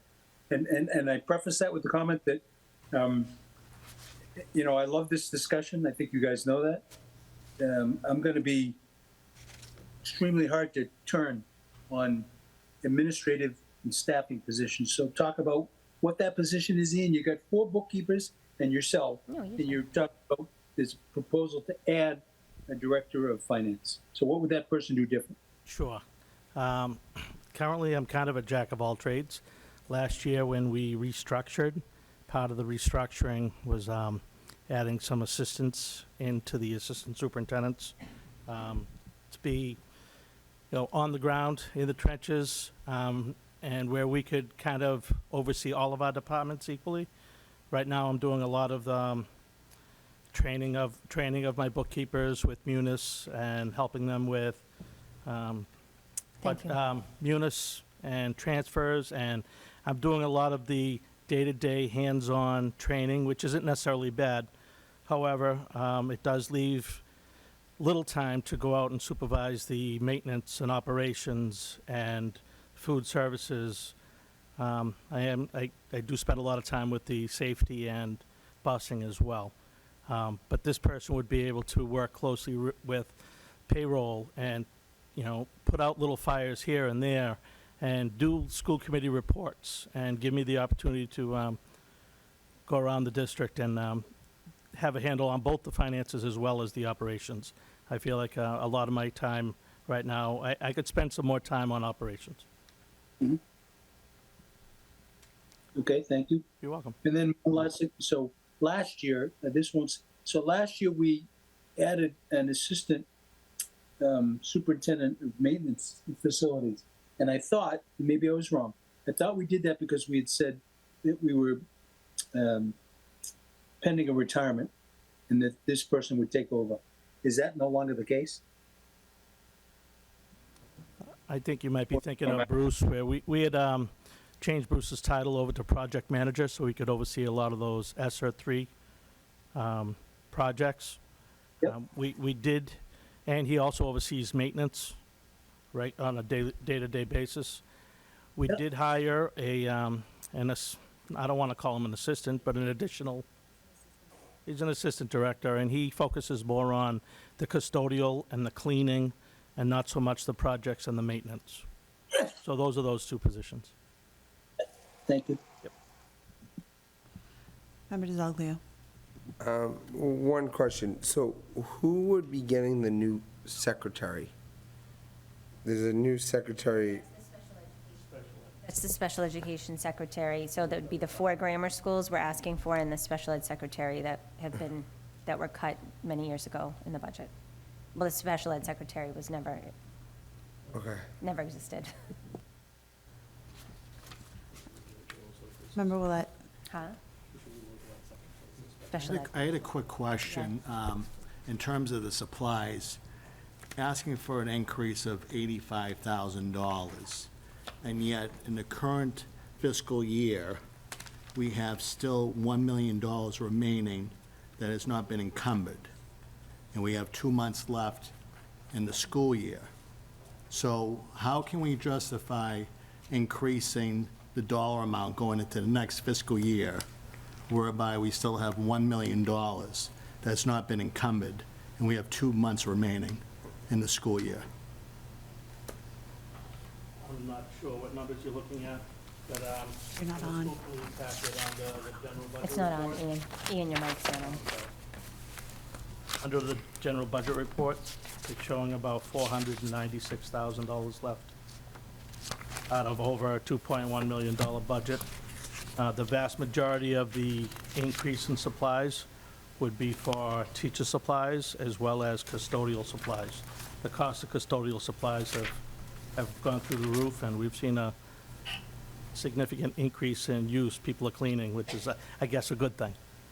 So that's the vast majority of the supply increase.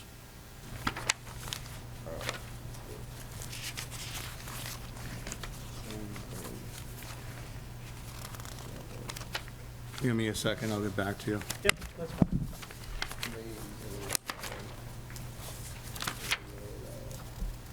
Any more central while they're looking? Member Maxwell. I just have a question. So for the key for the spreadsheet, it's yellow, blue, green. And then on central office, Different colors. yeah, Did we put different colors? they're in? highlighted yellow, but we have a superintendent, we have an assistant superintendent.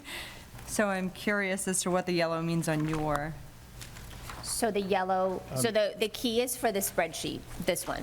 The one, not the chart within the narrative. okay. The key is for this one, which actually, it's harder to, it's by color, strike out gray or green. Okay.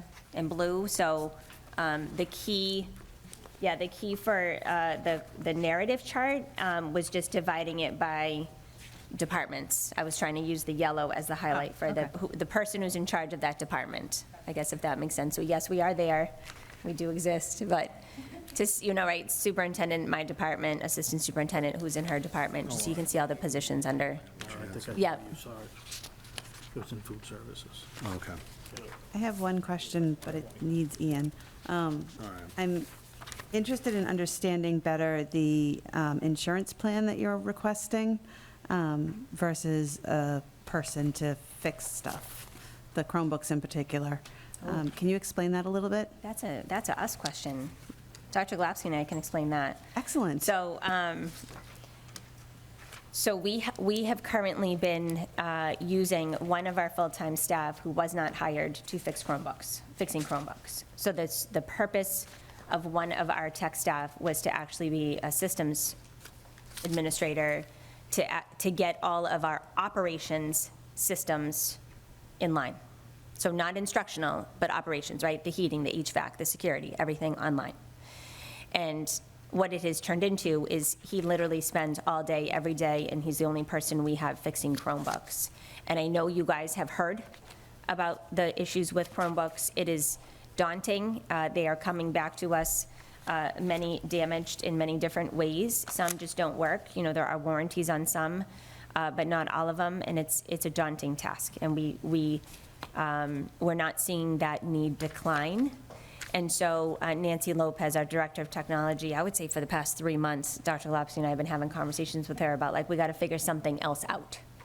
And so she has gone to several, and she actually did a site visit at one of the public schools to see, like, how it worked, just what other school districts are doing for options for the one-to-one programming.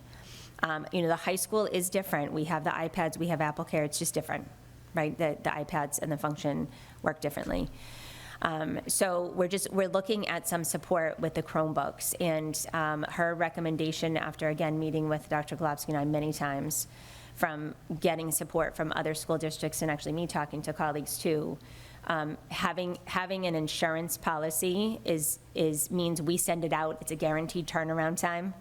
And the staff member I hired to do the work that he's supposed to be doing can actually do that work and not be trying to fix Chromebooks. Some of them take a long time to actually repair, right? That's not the skill that we hired him for. He has a great skill, but, and we're lucky, but we need to move past that.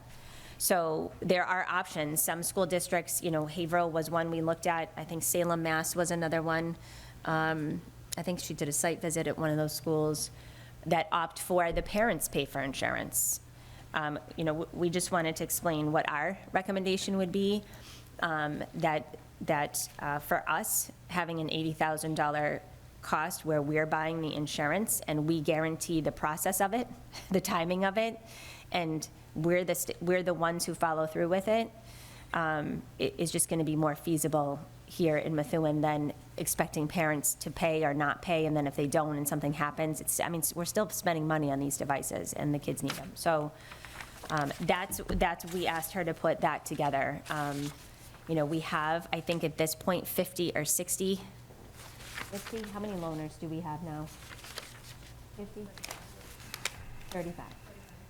So 35 loaners in each building. You know, we just don't have the finances to keep sustaining buying new Chromebooks for loaners. It's a lot. So she has spent an enormous amount of time researching this. So we do think this would be a good option for us to be able to maintain the Chromebooks and own turning the time over faster without asking the parents to pay or not pay and have an opt-in. Great, thank you. So thank you for that, I'm sorry. Member Maxwell? So the Chromebooks were supposed to just be during COVID, and I'm wondering why we're concerned with maintaining them now that outside learning is not. I mean, the reason why we got them is so that we could have kids learning at home and have a hybrid model, but now we're all back in school. So why are we still maintaining the Chromebooks? So before COVID, we actually had Chromebooks, we just weren't one-to-one. We were close to one-to-one. So this was a pre-COVID conversation about having digital resources, right? The high school already had it. We were up to, because I know we handed out Chromebooks, so we might have been very close to one-to-one even when COVID happened. We were far ahead of our colleagues. We just didn't have them going home back and forth. But we have maintained pretty much most of our curriculum and resources is digital. The work that kids do with Google Classroom and Apple Classroom is digital. That's not going away, right? Like that's pretty stable. I mean, I can 6 years ago when we bought our licensure for our curriculum through Pearson, which is now Savas, and our reading curriculum, which is Wonders, it was cheaper to buy the licenses than the hardcover books. Right, so this is the way we're going. It's you buy 6 years worth of licenses. We leased all that. We still have a year lease to go. It was a cost we knew. Kids have access to it. It's not about lugging home books back and forth. You know, it's a cost that we're not looking to get rid of Chromebooks for sure. I mean, the kids need to have digital devices and know how to use them. But a lot of our curriculum software supports rely on a device at this time. So yes, the going home and back and forth, it was COVID related, and I will share that we have some conversations right now about the going home back and forth. And should we, and we haven't made any final decisions because we want to send some stuff to teachers, we want to ask some questions, but you know, options, right? Kids don't want to take them home, parents don't want their kids to take them home, then they can stay in school. And so we're just trying to explore some options like that as well. Member DiZoglio? Thank you, Madam Vice Chair. So with, if I'm correct, you said with the insurance, basically we have two options with the sense of having the kids' parents pay for it, which we don't want to do. But however, my feeling about it is if we are allowing them to take it home, again, going about it is, well, you don't want to take it home, we have a cot, you can put it in like a homeroom or whatever, that's fine, you don't need to pay for the insurance. But if you are taking it home, well, if a child breaks it at home, why is the school covering it when the child should be responsible for their Chromebooks? I'm just saying. Can I throw an answer in here? I'm not saying second graders. I'm saying like, I'm talking about maybe 7th, 8th, 9th, 10th, 11th, 12th? Yeah. Go ahead, Mr. Mayor. I won't answer for the superintendent, but I guess, and if I say this wrong, superintendent, stop me. I think one of the reasons is because then the child would lose the learning, right? So if the parent can't afford to pay for the fix, now you're between a rock and a hard place anyways. So the only thing I was going to suggest is, I was just perusing, Digital Commonwealth has a whole series of grants. We got one in the city last year, thank God, because the school showed me the way. Ian, we have eliminated 2 of the 5 storage areas that were external to the Searles building with just paper and records and things like that. And we did that through a Digital Commonwealth grant. I think maybe what we want to do here is not attack the insurance. The insurance makes sense to me, but maybe fund it differently. Either fund it through, Digital Commonwealth if there's a grant there, or, have Verizon and Comcast who are picking up, they're pushing towards this, greater technology infrastructure for municipalities, right? And maybe we just sit down with them and say, we get a small slice here that, it greatly impacts, because to me, once the student loses the Chromebook or the iPad, I know you have loaners in the buildings, but it's gonna, at some point, it's gonna delay the learning process, right? And that's really I would assume we don't wanna, when the parent says, I can't afford to fix this, right? Now we're, okay, so what do? We're gonna pay to fix it anyways, right? So my suggestion is, let's look at the Digital Commonwealth grant. Let's speak to Comcast and Verizon. I'll happily do that for you, Superintendent, and say $80,000 is a drop in the bucket for Comcast and Verizon, right? I won't go off of a rail. I switched a year ago to Comcast, and now my Comcast bill is up to $350. It's outrageous what we pay for cable. So I think we've got to sit down with some of these folks and say, okay, we need your help here, and here's how you could help. $80,000 would not be a big hit to Comcast or Verizon. So that's my 2 cents. Yep, thank you. Thank you for that. All right, are there any other questions? Member Willett? Yeah, and I'm just going to go back to the supplies, and I think, thank you for the clarification about the food account. But again, still remaining within the last 2 months of the school year, we have available funds of $500,000. So instead of the $1 million that's aligned with the food department, and that's a separate account anyways, the $500,000 in supplies, and then the next fiscal year, we're asking for $85,000 increase.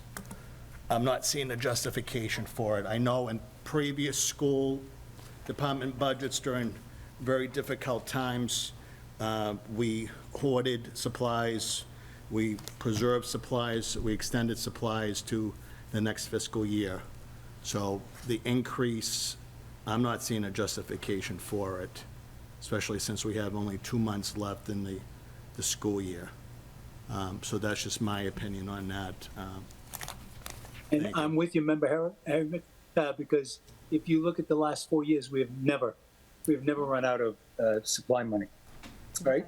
To the point where we sit in August and we talk about, moving it around, moving it to circuit breaker or moving it here, there, right? So I'm with you. All right. And again, just to go back, I know the federal government, they call it October madness of like spending money.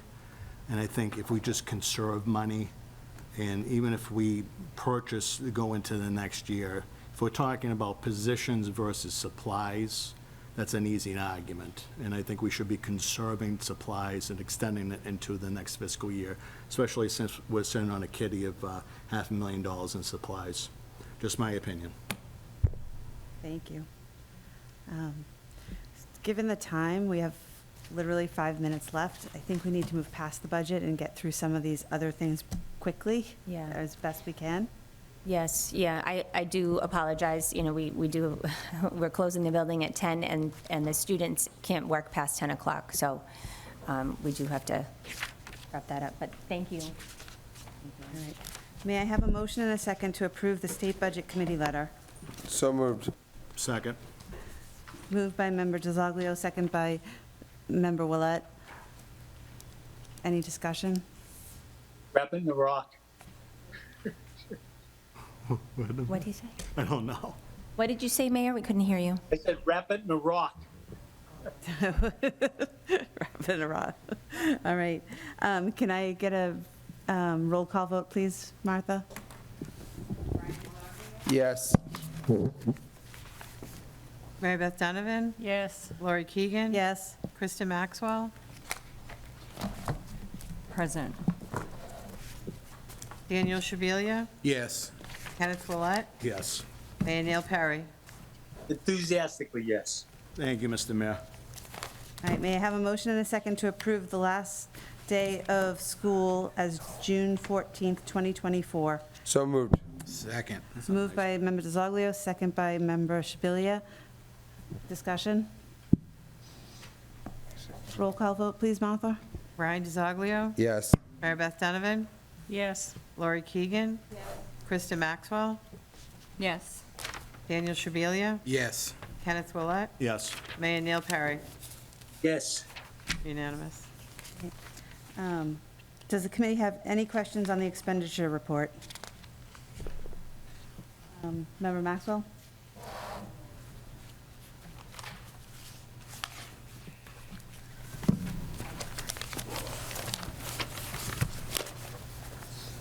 No? Does the committee have any questions on the revolving funds? I will let you know, we're due the circuit breaker deposit, should be coming any day if it hasn't already arrived. Go on next statement. Okay. Should be about $1.3 million. Thank you. Are there any questions on the grants report?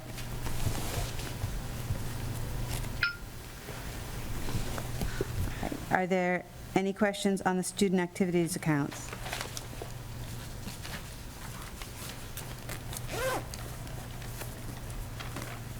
All right. Are there any questions on the food services report?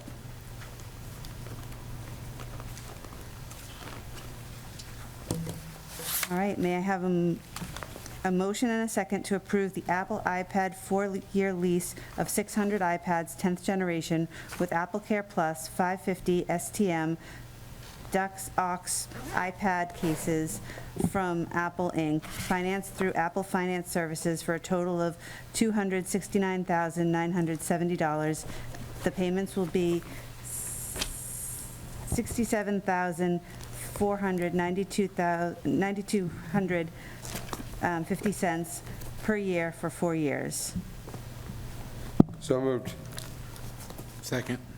Moved by Member DiZoglio, second by Member Shabilia. Discussion. Question. I just want to, can I just say one thing, because it may help? So the way that a lease works is that we bring this to you to approve, and then Ian and I have to go to the city council because it's a recurring cost. So any leases that we have, we've done this every year for the iPad lease, we've done it for the Chromebook leases in the past, and we've also done it for our curriculum leases, 6-year leases. So if approved tonight, then we will work to get this on the next city council meeting that we can. I'm not sure if you have a question, Member Shabilia, or if I just answered it or not. I do. So somewhere in here, it said something about the buyback, so this is lease to own? Correct. What are we getting for buyback, and where's that money going? Well, we don't usually go through them to get it, because we can get more money elsewhere. So we had some that were obsolete that we just went out and, we did an auction, like an online auction, and we ended up getting about $80,000, which I'm hoping to use that to offset the cost of the insurance. So we probably will not take that 37, because we can get more elsewhere. Okay. Good enough in my books.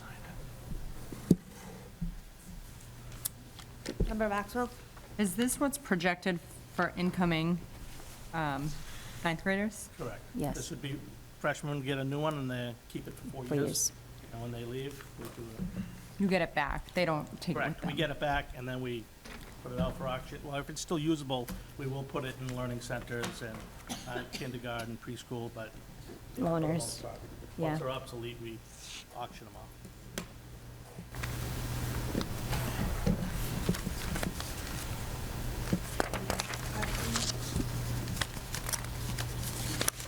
All right, roll call, please. Ryan DiZoglio, Yes. Mary Beth Donovan, Yes. Lori Keegan, Yes. Kristen Maxwell, Yes. Daniel Shabilia, Yes. Kenneth Willett, Yes. Mayor Neil Perry. Yes. Unanimous. All right, may I have a motion and a second to approve the Transportation Subcommittee minutes for March 5th, 2024? So moved. Second. Moved by Member Shabilia, second by Member Willett. Discussion. Roll call, Martha, please. Ryan DiZoglio, Yes. Mary Beth Donovan, Lori Keegan, Yes. Kristen Maxwell, Yes. Daniel Shabilia, Yes. Kenneth Willett, Yes. Mayor Neil Perry. Yes. Unanimous. With no further business to discuss, oh, sorry. Real quick, now that the rules have been applied that we need more than one member for a committee, subcommittee, I will be asking if anybody wants to join the residency committee with me, subcommittee. That's not on the agenda for tonight. We could, got it. Yeah, We can we'll put it on discuss the- it at next meeting. Sure, could we put that on the agenda for next meeting? Perfect. Thank you. But we do have one thing, Madam Vice Chair. Yes. So we have a joint meeting with City Council next week. I finished the draft of the RFP for the school audit, and I will share that individually with you folks. Member Shabilia has already given me his inputs. You're all welcome to take a look at it and provide inputs back to me. But just a reminder that next Tuesday night, we are joint meeting with the City Council. Mayor, I'm not sure that I have received any information or confirmation for that next Tuesday. It's Okay. school vacation week too, so I'm not sure Okay. where that came from. If, Martha, we haven't had any. The chair. No. But Yeah, I don't think You're they've right. had any contact with us, so the committee here isn't aware of that, and nor is my office, so I'll have to reach out to the chair, okay, which I'll do tomorrow morning. thank you. Yep. All right. Is there any other further business? Motion to adjourn. All right. Second. No, we need a roll call vote.